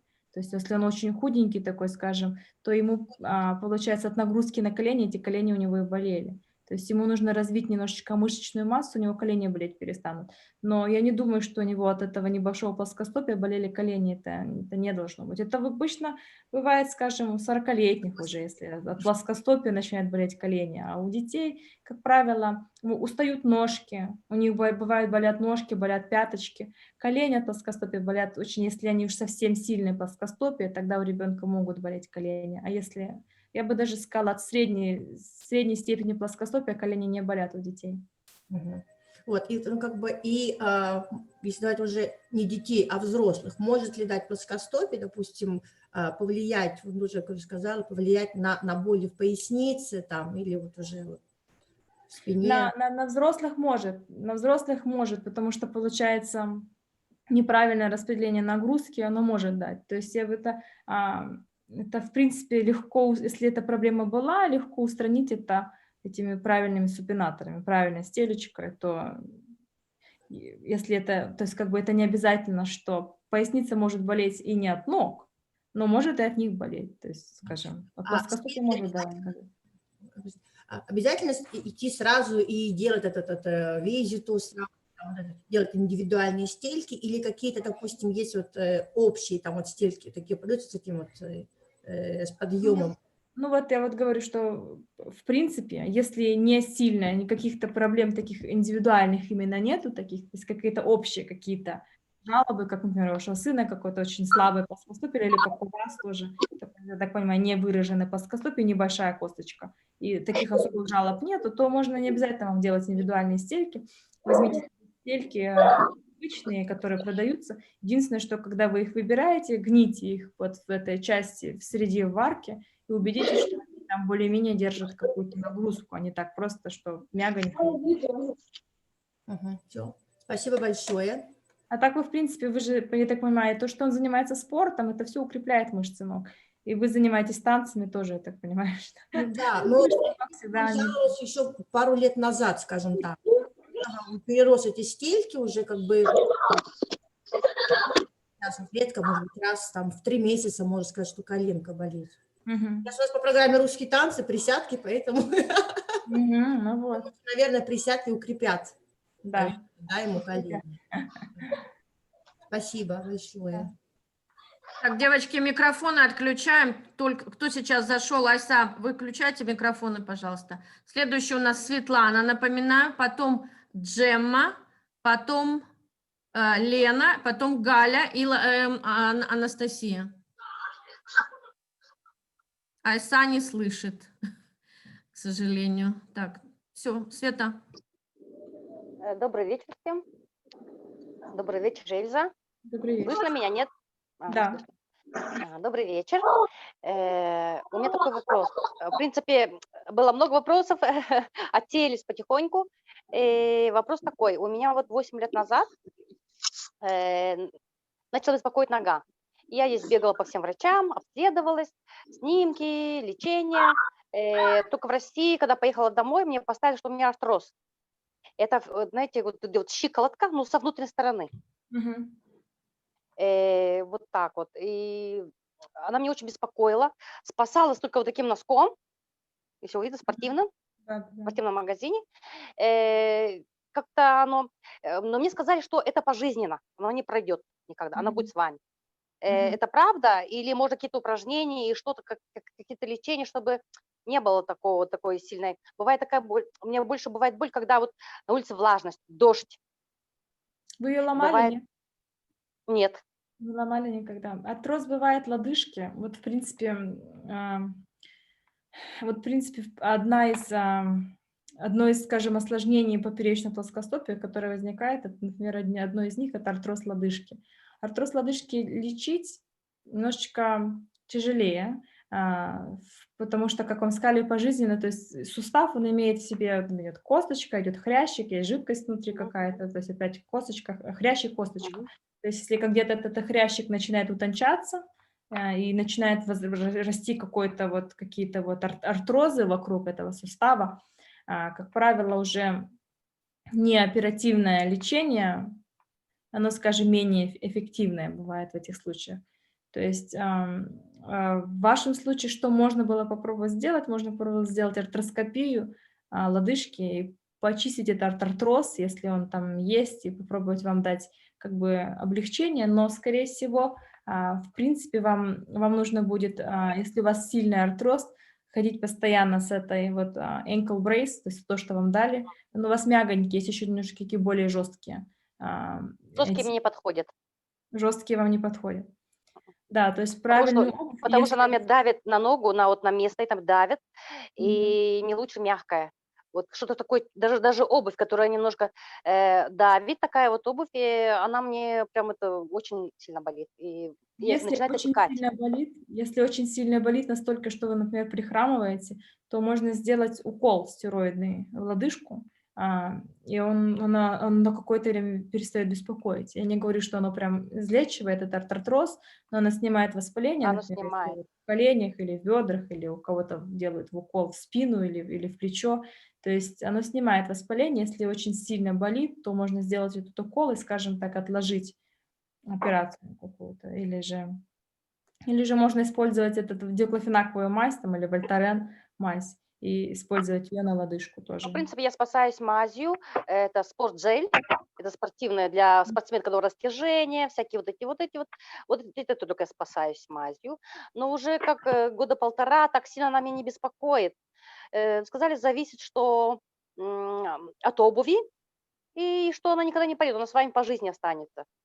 Просто я хотела узнать, это да или нет, потому что каждый врач по-своему это все. Здесь, например, в Греции в Греции говорили, что нет, это все пройдет, это то, что вы целыми днями, у вас много часов вы стоите на ногах, у вас такая работа, надо поменять работу. Но извините меня, я не могу поменять работу, потому что тяжело сейчас найти другую работу. И поэтому как-то... А в России уже поставили диагноз. Вот этот, ну, я как-то под вопросом Рентген поставлен делали, диагноз, и правильно? поэтому... Что? Я говорю, вам делали рентген? Да. Ну, если вам сделали рентген и нашли артроз, скорее всего, артроз этот есть, возьмите, и, например, особенно зимой, следите за обувью, чтобы она имела форму, вот эта пяточка имела форму. Мгм. И в вашем случае возьмите какие-то себе, особенно холодные сезоны, в Греции вам особенно нет, наверное. Но можете, кстати, какие-то легонькие ботиночки, которые пересекают область щиколотки. То есть вам по-хорошему стелечку ортопедическую и ботиночек, который идет так плотненько вокруг лодыжки. Он вам даже тогда и вот этот вот носочек вот этот вам не нужен с поддержкой. У вас будет обувь поддерживать его постоянно. Да. То есть Хорошо. то, что Еще один вопрос. пересекает область щиколотки. Еще я, конечно, повторяюсь, наверное, потому что девочки уже подняли вопрос до меня насчет косточки. Просто, знаете, у меня тоже косточка, но я вот такой силиконовый, и одеваю обувь, Мгм. силиконовый одеваю Да-да-да. на косточку, Мгм. на большой палец. Когда немножко помогает, когда я хочу выйти куда-то, вот, Мгм. например, Мгм. в ресторан, куда-то, Мгм. чтобы так сильно не давил, не было такой давки от обуви, Мгм. потому что она у меня начинает отекать. Это от артроза, она вот по течении по 2-3 часов у меня начинает нога отекать, и как будто бы ступня удлиняется, и знаете, Мгм. и вот передний палец начинает подгибаться, сами подгибаются. Мгм. Делайте Это от упражнения. косточки? Ну, это от косточки, все правильно. Они у вас толкают, получается, маленькие пальцы, этот большой палец начинает толкать эти более маленькие, 2, 3, 4, 5 пальчики, и они начинают подгибаться под себя. То есть бывает, если вы видели еще молоткообразные пальцы, очень часто эти молоткообразные пальцы возникают как следствие от этой косточки на большом пальце, от халюкс вальгуса, потому что просто большой палец толкает эти все маленькие, маленькие все идут наверх, как бы такими вот этими. То есть это в принципе, все возникает по причине, от чего возникает вот эта косточка, от чего возникают вот эти молоткообразные пальцы. Возникает они от того, что ваша нога, вот она идет, а по идее она должна быть вот, правильно? Когда у вас лодыжки заворачиваются внутрь, при поперечном плоскостопии, нога, чтобы оттолкнуться и сделать шаг, она как бы группируется. Она когда группируется, как ей сгруппироваться другим способом, кроме как под себя большой палец не подогнуть. И вот получается, большой палец идет на бок, 2, 3, 4 принимает такую позу, и вот это шаг за шагом, опять же, это не сразу проявляется, но с годами, со временем, постоянно, сколько вы шагов делаете, ваш пробег увеличивается, скажем, и косточки начинают деформироваться и приобретать такую форму. В вашем случае стельку и ботинок чуть повыше, чтобы пересекал область лодыжки, и будет лучше. Повыше иметь в виду пятку, да? Повыше? Ну, не прям ботинок, вот именно ботинок ankle boot, то есть то, что на шнурке или еще как-то, Да. чтобы оно было, переходило вот эту вот часть лодыжки. Понятно. И знаете, еще вот из-за того, что вот из-за косточки у меня вот как бы это нормально, если есть косточка, я считаю, что это у всех так, наверное, такая проблема. Пальцы вот, после большого пальца, 2, 3, 4, они начинают уже уходить в сторону. Что вот такие, знаете, я видела, что в интернете зашла, что рекламируют, типа вот такие, правда, я купил силиконовые такие между пальцем, чтобы он держал, чтобы он, знаете, потому что так сжимается палец, он как бы уходит, большой палец, и давит на другие пальцы, правильно? Да. И палец начинает натирать. Что бы вы посоветовали мне такое поносить? Вот я видела, что в интернете там нашла как бы междупалечные вот такие вот какие-то... Ну, типа... вы их много не сможете надеть, потому что у вас просто места не хватит в обуви. То есть вы говорите, что, получается, пальцы уходят на сторону, когда вы носите обувь. Да, потому что правый палец за косточки уходит, большой палец уходит и давит на следующий палец. Ну, вам нужна стелечка, чтобы предотвратить это движение, чтобы он у вас не продолжал увеличиваться. То есть, опять же, возникает он от чего, как я сказала, поперечное плоскостопие. То есть вам нужно остановить номер 1, это поперечное плоскостопие, и тогда уже ваши пальцы будут уходить меньше в другую сторону. И я бы, если они, опять же, это индивидуально, мне так немножко тяжело визуализировать то, что вы описываете. Но есть бывают такие еще, как toe crests, то есть они такие, как подставочки, типа как подставочки под эти пальцы. То есть немножечко более индивидуально от вашего, в этот вопрос не могу вам ответить, потому что нужно мне экзаменировать вас. Хорошо. Спасибо большое. Но опять же, чтобы предотвратить вот эту дальнейшую деформацию, чтобы они вот вас не остановились в такую позу, вам нужно стельку, тогда они у вас не будут, потому что, опять же, ваши пальцы ищут баланс, ваша нога ищет баланс, и пальцами она пытается схватиться за поверхность, и от этого они у вас идут в том направлении, как вы описываете. Спасибо большое, Эльза. Удачи. Здравствуйте, девочки. Меня слышно, да? Слышно, да. Здравствуйте, Эльза. Меня зовут Джема. Я из Будапешта. Пока ждала своей очереди, вы на мой вопрос уже ответили. Хотела спросить, передается ли плоскостопие по наследству? Ну, уже понятно, что передается. У меня у мужа плоскостопие, и у младшего сына тоже. Носят тоже индивидуальные стельки. Ну, тогда спрошу следующий вопрос. Вот какая идеальная стелька должна быть? Она должна быть твердой, да? Немножечко они, опять же, они на то не индивидуальные, что они индивидуальные. У каждого по-разному. Диабетикам я твердую стельку не делаю. Например, диабетикам я даю немножечко... Серьезно? Диабетикам я даю в зависимости от тяжести диабета, тем более. То есть я, например, очень индивидуальные, например, стельки, они на то индивидуальные. Они не то, что одна стелька и всем одинаково. Например, кто играет теннис, им одна стелька, кто баскетбол, другая. Например, диабетику, например, с косточкой 3-я, или молодой девушке, которая ходит каждый день там, на работу, ей нужно узенькую обувь какую-то, ей 4-я. То есть всем оно немножечко она меняется. Например, как, скажем, на здорового человека лучше, когда она жесткая стелечка. То есть человека, у которого нету проблем с какими-то там, или у него недостаточность идет например, артериальная какая-то или диабет, то есть с ними немножечко надо аккуратнее, потому что они склонны там, к другим проблемам. Но, например, скажем, человеку, который со здоровьем в среднем все нормально, и какие-то вот именно ортопедического плана проблемы, то лучше стелечку пожестче иметь, чтобы иметь больше контроля. Но опять же, если, например, человек, скажем, к жесткой стельке не привык, и у него, например, ноги не сильно, то есть бывает подушечка на ногах, бывает она такая жировая подушечка на ногах. Если, например, жира такого нету на ногах, достаточно, и косточки прям буквально на земле, там вот когда при ходьбе, тоже жесткая стелька будет больно ходить. То есть тут уже знаете, как такая игра, как механик, работаешь на каждую... А если нет проблем, например, у нее муж Вообще, носит стельку, скажем, но у него не болит ничего, нога не болит. обычная нормальная нога, то лучше пожестче стельку. Ага. А вот второй вопрос. У него диабет второй группы, то есть там тоже надо иметь в виду, да? Если у него еще диабет другой группы, я бы сильно... У него там, опять же, нужно... То есть он только таблетки принимает, не инсулин, он не колет инсулин, а таблетки. У него есть какое-то онемение, покалывание в ногах? Нет. Жжение? Нет. Надо экзаменировать, надо посмотреть, какие у него пульсы, какая у него чувствительность в ногах. Обычно, когда я делаю стельки диабетикам, у меня во внимание идут очень много, скажем так, намного больше, чем, скажем, человеку без диабета, пунктов, которые я себе там добавляю. То есть я исследую чисто чувствительность, я проверяю, как у него там ощущение вибрации, ощущение именно чувствительности, холода, тепла. То есть у меня идет... То есть иногда, очень часто люди не знают, что у них проблемы, например. То есть они их не ощущают, они их не беспокоят. Но при экзамене ты выявляешь какие-то патологии. И эти патологии берутся во внимание. Опять же, как бы здоровому человеку лучше можно обычную жесткую стельку, но с диабетику я бы не сказала вам, вот возьмите жесткую стельку, будет хорошо. Но она, в принципе, она жесткая, она только посередине жесткая, нет? Вот там, где вот это. Нужен индивидуальный экзамен. Ну вот, по крайней мере, нам такую сделали. Но это правда было, было, да.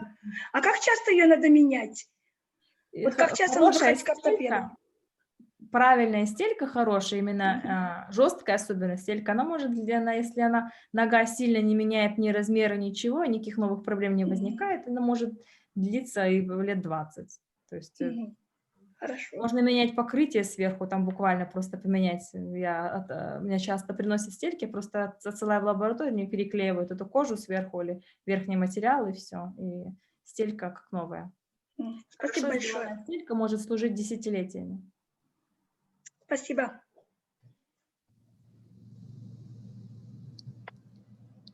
Елена. Эльза, Мендут всем. Лена Чурюмова, живу в Нью-Джерси. У меня вопрос персонального плана. Проблема врастающего ногтя на большом пальце. Где-то 1,5 года назад я сходила на педикюр, и, в общем-то, мне его сделали неправильно. И с того момента он у меня прям вот врастает. И я думала, что я как бы справляюсь сама. И пару недель назад я решила, что в очередной раз я себе его постригу. Уже просто было невозможно ходить.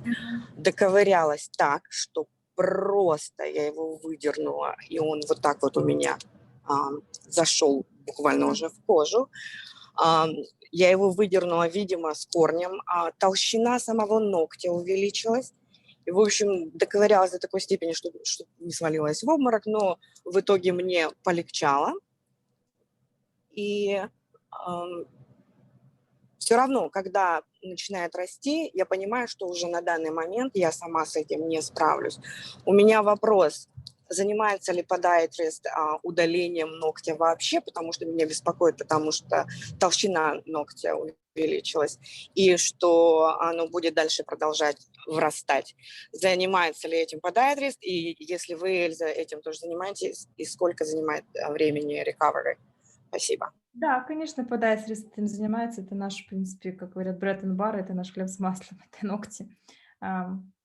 вырастающие ногти, они, то есть вот очень часто, вы тут не одна такая, тут очень часто, когда на педикюр, стоит педикюрщице влезть туда внутрь, и они хотят как лучше, но очень часто возникает проблема хронического вросшего ногтя. То есть когда идете на педикюр, не давайте им туда подлезать, никуда вот это вот внутрь туда. По прямой постригли, все, сделали там остальные все привели ножки в порядок, но нечего ковыряться в этих ногтях внутри, потому что часто возникает так, что вот этот вот уголочек внутри начинает становиться раздраженным, вот этот корень начинает разрастаться, палец начинает отекать, и там начинает возникать или инфекция, или просто боли постоянные, то есть это обувь не надеть, там не надеть, и выйти с этого цикла очень тяжело.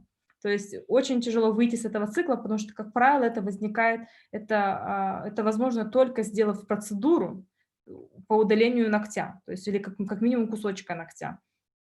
То есть если она идет до такой степени, до серьезного какого-то, то очень часто, но в итоге именно удаление ногтя, как правило, палец обкалывается лидокаином и удаляется ногу, то есть боль бывает при уколе, но в принципе, то есть когда вы сделаете процедуру, уже ничего не болит. И палец на следующий день уже лучше себя чувствует, на самом деле, если была большая инфекция, были большие боли. То есть сразу после процедуры, конечно, вам больно, но на следующий день уже становится легче. Вот. В домашних условиях, возможно, если это постоянная хроническая проблема, если люди мучаются, скажем, годами, или дети постоянно, очень часто дети в подростковом возрасте начинают страдать этими ногтями вросшими, и бывает и раз, и два, и три, и четыре, насколько же можно этому ребенку бедному дергать эти ногти. Бывает форма ногтя такая, что более склонная к врастанию тоже. То есть и у некоторых оно нарывает конкретно такой понорица и с гноем, и со всеми делами. Так прям совсем плохо. И чтобы постоянно это ребенка не мучить, возможно, просто прижечь уголок ногтя фенолом, то есть чтобы он дальше не отрастал. Ну, или ребенка, или взрослого, ну, прижечь этот уголок фенолом.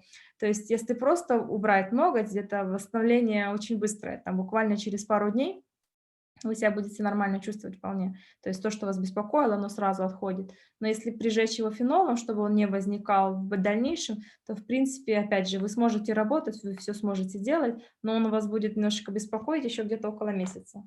То есть пока это заживает. То есть, получается, химически выжигаешь уголок ногтя до такой степени, что он не вырастает больше, но ткани рядом мягкие тоже бывает немножко поражены. То есть вот это весь процесс, пока это все дойдет, занимает, грубо говоря, от 2 до 4 недель, но я бы ориентировалась больше так на 4. Вот, но пodiatrists это делают, да.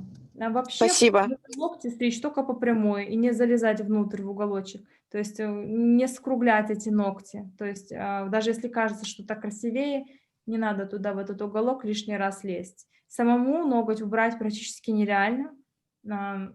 У меня у самой такая проблема была раз. Я же думаю, ну, слушайте, я тут, понимаешь, профессор в этом деле, сейчас я себе тут уберу.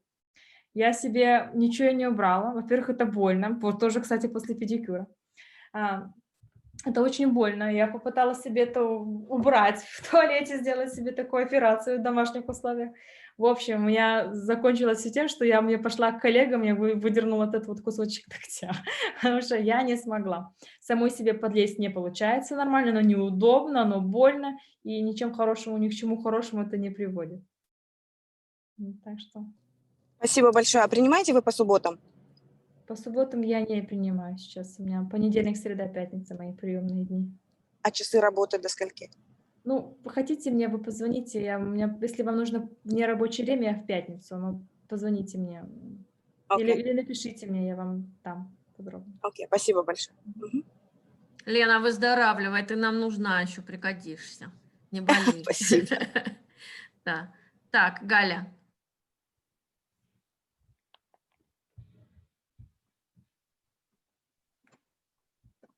Привет, я Галина Венцено из Парижа. Вот. Большое спасибо за этот эфир, я не ожидала, что будет так интересно. И по ходу всех этих вопросов и объяснений я уже много для себя поняла. Вот. Оказывается, у меня поперечная плоскостопие. оказывается, мне нужно идти. Ну, в принципе, я об этом уже знала, я с дерматологом разговаривала на эту тему. Вот, нужно идти делать стельку. Вот, потому что я очень люблю каблуки, я очень люблю красить ногти лаком, и это все не очень хорошо для ног. Вот, и, значит, да, в общем, я поняла уже кое-что для себя лично. Вот, и интересно было узнать о том, что там, ну, очень много уже почерпнула, да, какой каблук, как там, что, какая обувь, балетки, там, допустим, и те же... вот у меня была одна такая как бы хитрость, я считала, что это хорошо, но я на самом деле не знаю. Может быть, это не очень хорошо, потому что я очень люблю носить каблуки, и у меня есть такие шлепки домашние, у которых подошва наоборот. То есть выше, ну, как типа платформы такой, и выше стоит носок, чем пятка. Вот. И мне вот интересно, это полезно или нет, потому что у меня было такое ощущение, что, например, если я хожу на каблуках, я прихожу домой, надеваю эти шлепки, и как бы я уравновешиваю то, что я ходила на каблуках, и я теперь, значит, делаю упор на другие какие-то мышцы. Вы себе делаете, получается, вы себе делаете стретчинг, то есть то, что, в принципе, стретчинг, он ну, конечно, в этих шлепках много не походишь, но что вы делали себе, вы растягивали это ахиллесово сухожилие и подошвенную фасцию, что, в принципе, это уже плюс. То есть это оно, получается, избегает многих других проблем. Я бы не советовала то, чтобы прям ходить в этих тапочках по дому, потому что все равно немножко чревато другими. Опять же, когда вы такая молодая и красивая, можно, но немножечко постарше в этих тапочках ходить уже больше опасно, скажем так. Но можно просто тянуться, можно то же самое делать, например, держась за ступенечку, то есть встать, подушечку вот этих ног поставить на ступеньку, а пяточку, чтобы свисала, и держите за перилку делать. Опять же, эти упражнения, которые вышли, сейчас поставлю в конце зума, там вдоль стеночки или, например, со жгутиками там тянуть эти ножки на себя, пальчики. Или же стоять на йога-блоке. Если вот этот йога-блок какой-то, бывает такие вот небольшие йога-блок, просто поставить йога-блок и буквально там 3-5 минут постоять на этом йога-блоке, пока вы там что-то делаете. Зубы чистите и стойте на этом йога-блоке. То есть это будет давать вам то же самое, в принципе, как эти тапочки, что вы ходили. Ну, если оно вам... Вы уже в этих тапочках только под вот правильно, вот этот йога-блок Оксана показывает. Да, вот на этот йога-блок становитесь пальчиками, а пятки стараетесь спустить до пола. То есть, в принципе, как вы про эти тапочки рассказывали. Не могу сказать, что это прям плохо. В вашем случае нормально, но, опять же, кому-то, у кого проблемы, например, спотыкается, или у кого диабет, и немножечко неконтролируемый, я, конечно, такие тапочки не посоветую. Да, потому что они очень твердые, и действительно в них не очень удобно ходить. Но... Да. Просто возьмите, постойте на этом йога-блоке, там, с утра и вечером чистите зубчики, и постойте на этом йога-блоке, и вам скомпенсируете за все свои каблуки. А еще, да, насчет, например, лака для ногтей, мне сказали, что его можно держать на ногтях около 2 недель, да? Лак для ногтей, в принципе, ну, проблема бывает, конечно, с грибком на ногтях. Какая проблема, например, если он, получается, ноготь, он пористый, если эти все поры этим лаком, скажем, забиты, как правило, базы, то он, можно там внутри этот грибок, скажем так, зажать и дать ему шанс разрастись. Но в принципе, если, скажем, низкий шанс получить этот грибок, например, никого рядом нет с грибком, вы не ходите в публичные бассейны, если где вам делают педикюр, там, например, съемные лайнеры, которые одноразово использовали, вы знаете эти инструменты свои или еще что-то. То есть если какой-то вы устраняете, не носите чужую обувь, ни в магазине тоже не мерите эту обувь, как-то стараетесь или с носочком, или еще как-то, то есть следите за всем этим, то... Сейчас, секундочку, у меня сейчас звонят. То есть получается, что в принципе нету такого. Опять же, если вы снимете этот лак для ногтей после 2 недель, что бывает, ноготь бывает как бы покрашенный за счет этой базы, он немножечко становится таким белым, беловатым или желтоватым каким-то. То есть это скорее реакция ногтя на эти химические продукты, которые содержались в лаке для ногтей, но это чаще всего это не бывает грибок, но, скажем, выглядит он так не очень лицеприятно, этот ноготь после лака для ногтей. Я ничего не вижу плохого в лаке для ногтей, то есть его носить можно, можете давать себе какие-то передышки там в месяц, раз в год. В принципе, я не вижу никакой проблемы, если следить за своими ногтями, если вы, когда вы меняете этот лак, посмотрите на ноготь, убедитесь, что там все нормально и ничего нигде не изменилось, даже если это цвет какой-то поменялся, дисколорация, убедитесь, что это, скорее всего, это просто бывает реакцией именно на лак, а не реакцией, не именно грибком. То есть тут, конечно, сложнее нетренированному глазу сказать, но в принципе, если вы видите, он повторяет чисто форму лака для ногтей, то это, скорее всего, просто от лака. Потому что я держала, например, лак, но это обычный лак, но я его держала очень долго, и потом, когда я сняла, у меня ноготь начал отходить. Вот, и я испугалась, побежала к дерматологу, потому что я подумала, что это грибок. Вот, и он сказал, что это не грибок, но что просто нельзя долго держать, то есть там больше 2 недель, желательно просто лак менять, допустим, там снять и наложить свежий. Я не думаю, что это от лака было, честно сказать, я не думаю, что это было от лака. Я думаю, что это вы его себе, наверное, зажали какой-то обувью узкой, и оно стало отходить. Я не думаю, что это от лака. От лака он, как правило, может просто поменять цвет, то есть какой-то очень поверхностный слой может поменять, сделать колорацию, сделать ногтя, или опять же, или желтую, или белую, но ноготь сам отходить от поверхности пальца не будет от ногтя, от лака. Это только... Ну, это не он так сказал, это я такой сделал вывод. Он, кстати, то же самое сказал. Какую-то обувь и травмировали свой ноготь. Вы насчет обуви. пережали его, походили, видимо, в узком носе или какой-то обуви не было некомфортабельной, вот он у вас просто отошел, но не было это от лака. Да, но это я люблю ходить в неудобной обуви. Вот, но с возрастом уже понимаешь, что нужно немножечко приоритеты свои поменять. Вот. И еще вопрос насчет такой обуви, как уги. Что вы скажете насчет угов? В угах... По-русски, как это говорят? UGG. Американские мамы очень любят уги. Леггинсы и уги. Нет, угом нет. Нет, они слишком мягкие, да? Опять же, на перебежку какую-то. Вам нужно ребенка довести там до плавания и назад. Там, надел на себя быстрое ботинок какое-то, выбежал удобно, сунул ногу, пошел. Ходить в нем целый день? Нет. То есть работать в нем? Нет. На перебежку там до йоги и назад? Окей, пожалуйста. То есть именно как обувь для ходьбы? Нет. А как обувь как тапочек, скажем, такой теплый, то пожалуйста. Ну, мне вот, например, два применения нравятся этой обуви. Это вот, как, например, когда едешь на лыжи, когда ты лыжные надеваешь, лыжную обувь, чтобы просто по снегу дойти до того места, где ты наденешь лыжную обувь. Если вы часами не ходите в этой обуви, там буквально 15 минут туда, 15 минут назад. Да, это первое. А второе, например, когда я работаю за компьютером и в доме прохладно, и когда сидишь без движения перед компьютером... Вы тоже не ходите. То есть как тапочки, окей, вообще. Да. Если на ходьбу именно как главная обувь, скажем, то нет.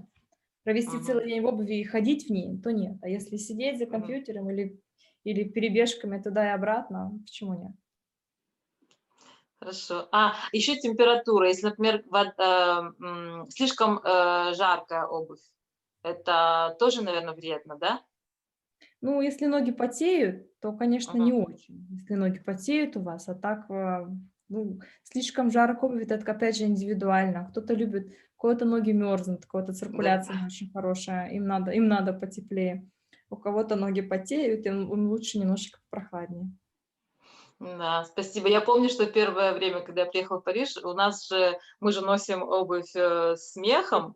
Я приехала в этой обуви и здесь ходила и смеялась над парижанами, что они жалуются на холод. Говорю, ну нормально, одевайтесь получше. Но потом я поняла, что мне что-то стало жарко ногам. Вот. Ну, спасибо большое, очень классно. Спасибо.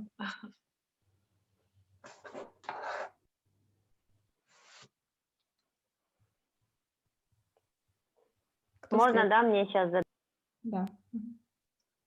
У меня такая проблема. Я Настя из Испании. Всем привет. Всем было очень интересно послушать про разные проблемы. Вот. Но про то, как хрустят пальцы, я еще не слышала. Так что что-нибудь скажете вы об этом? Виктор, por favor. Вы ими не хрустите, вопрос? Уже по привычке, да. Ну, на самом деле, чем больше хрустите, тем они у вас больше будут хрустеть. То есть это выделяются газы, вот когда вы сгинаете сустав, оттуда газ выходит, вот этот бульк, вот он дает вам вот этот хруст. То есть это, это именно жидкость с газами внутри. Меньше, перестаньте ими хрустеть, они у вас хрустеть перестанут. Оно будет вам казаться сперва, что как бы нужно какой-то вот его размять, но как бы сустав какой-то не такой.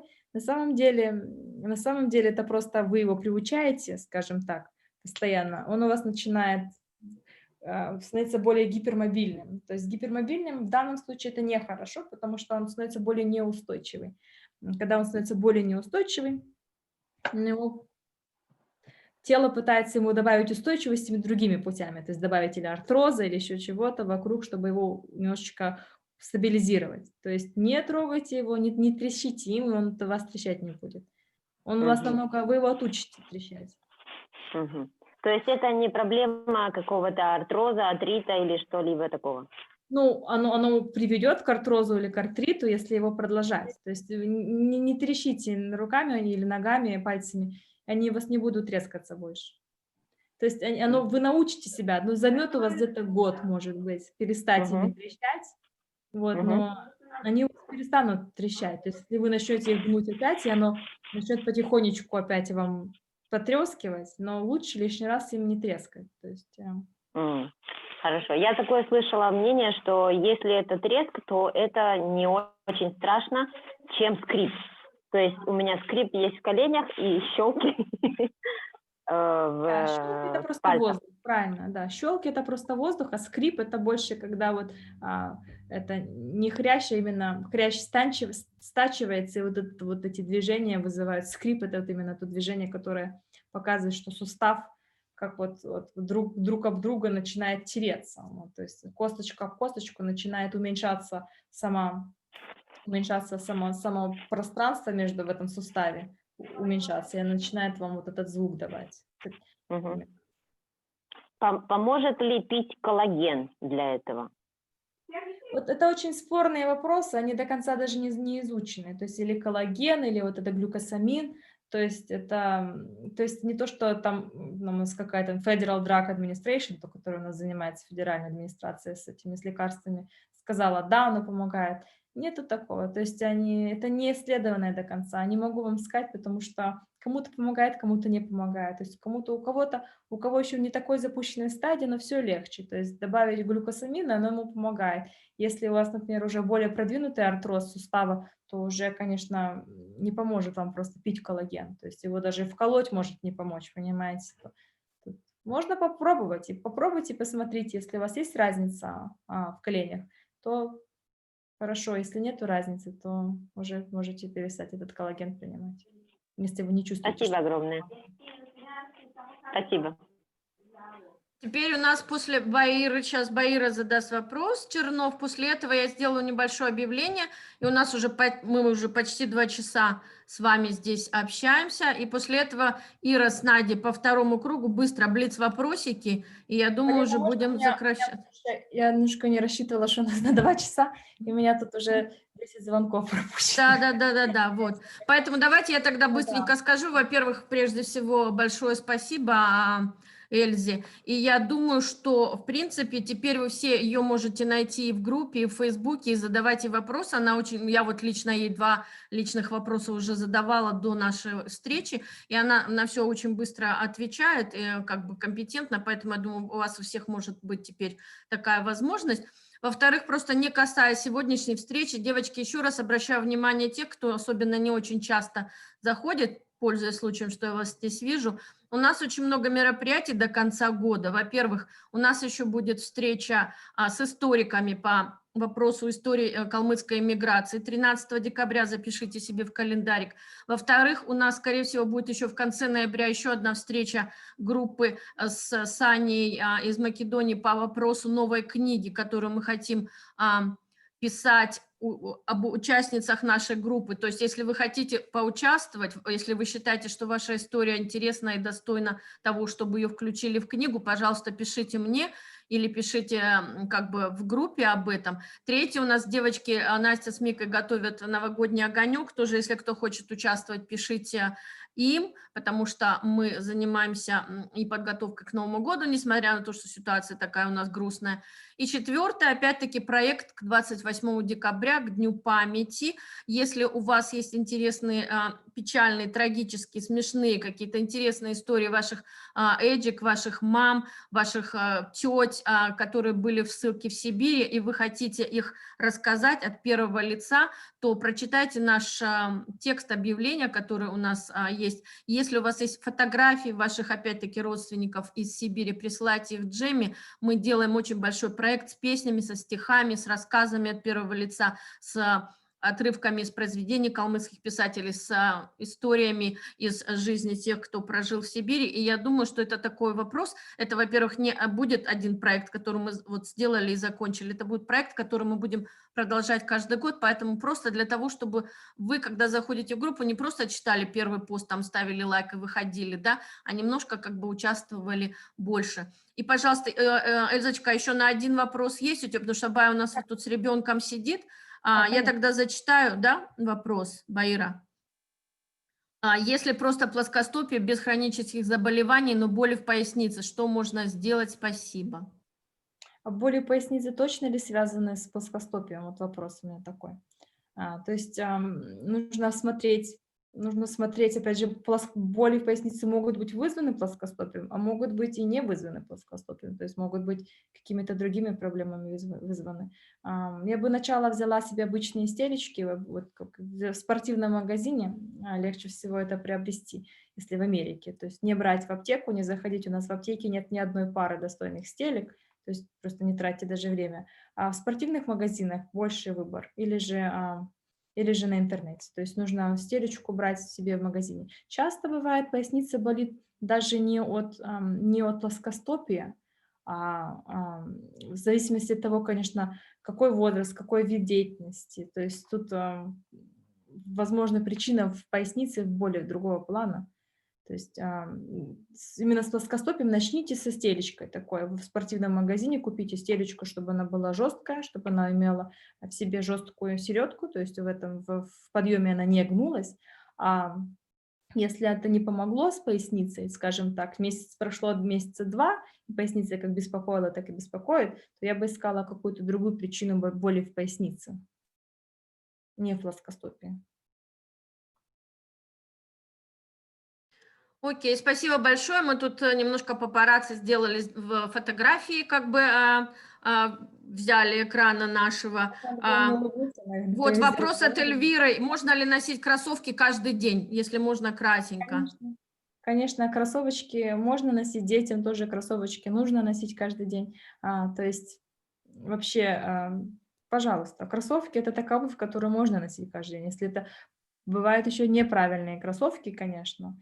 То есть если такие кроссовки, как вот эти, как какие-то больше как кеды, вот как вот эти Vans очень в моде, то есть если косточка есть какая-то или поперечное плоскостопие, это все усиливается, нагрузка на ноги только с такой обувью, только может усилиться. Или вот эти Converse модные, то есть они в принципе не полезные. То есть если такого плана кроссовки, то нет. Минималистические кроссовки, которые с супер минимальной подошвой, тоже не полезны. А так в принципе обычный нормальный кроссовок, то можно носить каждый день.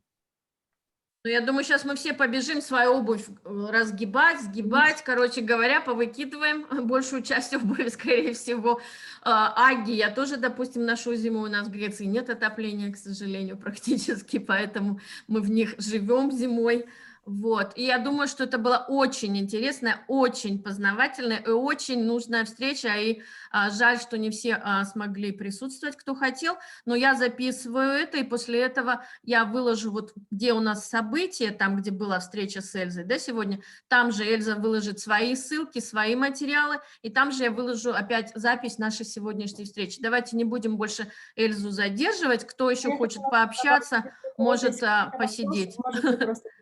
Да, вот Надя напишет в личку, Ира Дармаева напишет в личку. У кого еще есть вопросы, пишите в личку, короче говоря. Огромное спасибо, да. В принципе, у кого есть быстренькие вопросики, на 1 секунду. Есть? Спасибо большое. Спасибо. В принципе, Спасибо можете сейчас большое, подключить микрофоны. Да, включайте микрофоны. Очень было интересно. Благодарите, да. Очень хороший специалист, Эльза, и на все вопросы вы очень компетентно ответили. Спасибо большое. Спасибо. Да, вот 2 часа незаметно Спасибо пролетели. огромное. Да, как интересно, оказывается, Очень как много вы не Проверила знали. обувь свою, уже пошла, помяла. Да, вот я пойду сейчас мять все свои балетки, так сказать. Делайте всё это гимнастику, нужно. занимайтесь ногами. Не Растяжку Да. на кубиках мы делали, когда я вела зарядку, мы это растягивали заднюю часть, вот ахилл. Да, это очень важно. Но Занимайтесь опять-таки ногами. и у нас вот здесь наши присутствуют и хореографы, и вы знаете, что Настя у нас дала объявление, кто хочет заниматься спортом, чтобы не было потом болей ни в коленях, ни в пояснице, нигде, приходите на наш фитнес. Присядку теперь Да. еще всех. Вот в присядку. У меня колени хрустят, конечно, вообще, но мне, конечно, надо похудеть килограмм так на 50, потом, чтобы уже ничего не хрустело, ну не знаю. Завести группу похудением, тоже хочу похудеть. Ну, это вот у нас диетолог-то это есть же Чурюмова, она же что-то какие-то там проводила мероприятия, не знаю. Но она Надо сейчас будет переехала в еще- Москву, Но поэтому, она может вернулась быть. в Москву, да, поэтому не знаю. Ну, в общем, у кого желание есть, вы знаете, что всегда мы в группе все поддерживаем любые наши начинания, любые проекты. Марафон похудения, что ли. Тем будем более сейчас мы опять на локдауне, во всяком случае Греция на полном локдауне, мы вот только с смс-кой из дома выходим, остальные страны Европы тоже, как бы, это Америка живет своей жизнью, конечно. Вот, ну да, у вас новый президент теперь, который пойдет другим путем. Пару месяцев. Да. Все, тогда спасибо огромное всем. Спасибо большое. Спасибо. Спасибо огромное. Спасибо, Спасибо, Эльза. Эльза. Спасибо, Эльза. Спасибо большое. До свидания. Все, спасибо, девочки, Пока-пока. пока. До свидания. Пока. Мгм. У меня начинается паника, как выйти? Выходи это на выйти красную кнопочку, нажимаем и выходим. Ага. Отзывы где писать? Там, где пост был? Отзывы писать в событии, и вот пост Лены можно, которая сейчас со Ага, ссылкой была, хорошо, вот там я писать. тут написала, отправляю уже. Ага, Я ага, фотографии ага. послала. Фотографии ты там, Цагана пришла. Ну что с ней делать, с Цагана? Сейчас давайте посмеемся. Все посмеяться над Цаганом. Цагана, Такие специально, знаешь, посмеяться. Цагана. Я опять шапку одену. Цагана. Только для Цагана. Як джанчи? Цагана. Цагана, уже Девочки, все, мы уже тут А все. никто не задал вопрос про колени, да? Про колени спрашивала же Спрашивала. Я Света. спрашивала про колени, да. Света. Света. Цагана, мы уже закончили, моя дорогая. Ну, запись я есть, тебе вот запись писала. посмотрим. Запись сейчас, как только закончится вот этот разговор, мы выйдем, и запись тогда будет. Или я тогда должна закончить уже встречу, чтобы запись была? Ой, Вот. подождите, пока все не разошлись. Кто фотографии не присылал? Еще не прислал? Или Я видео? прислала. Присылайте. Да. Да, Оксана молодец. Девчонки, спрашивайте у родственников. Лора, вот вас 3 сестры в Присылайте. группе, присылайте фотографии, Записывайте истории про Сибирь. видео. У нас Кто совсем другой стесняется, случай, потому что записывайте когда в Сибири аудиозапись. Наши Авка и Ечка, они как бы пожар у них в доме произошел, и все эти Ой. старые фотографии сгорели они. И Ой-ой-ой. пожелтели. А Яечка наша не знала и все выкинула, вот это все. Понятно. У нас никаких Ой. этих фотографий, ничего нету, не сохранилось. Понятно. Мгм. Ну, историю, может быть, какую-нибудь. Давайте, вы же тем более Ну. с калмыцким языком, Лора. Еще приз получишь. Короче говоря, да. Ну все, тогда я заканчиваю тогда. Цагашечка, ты опоздала, мой дарлинг. Все, поэтому Я посмотришь. историю, может, Джема, я тебе, может быть, скину. Она такая небольшая и Ты юмористическая. сама ее запиши, сама Ты видео сама запиши. сделай. Видео запиши сама. На видео запиши. Да, конечно. Я сейчас Свяжись тебе со мной, напишу. свяжись, Да, я тебе Джема объясню. тебе скажет. Да, Все, хорошо. пока, девочки, пока. Целую, обнимаю. Давайте все. Пока. Пока-пока. А где выходить там?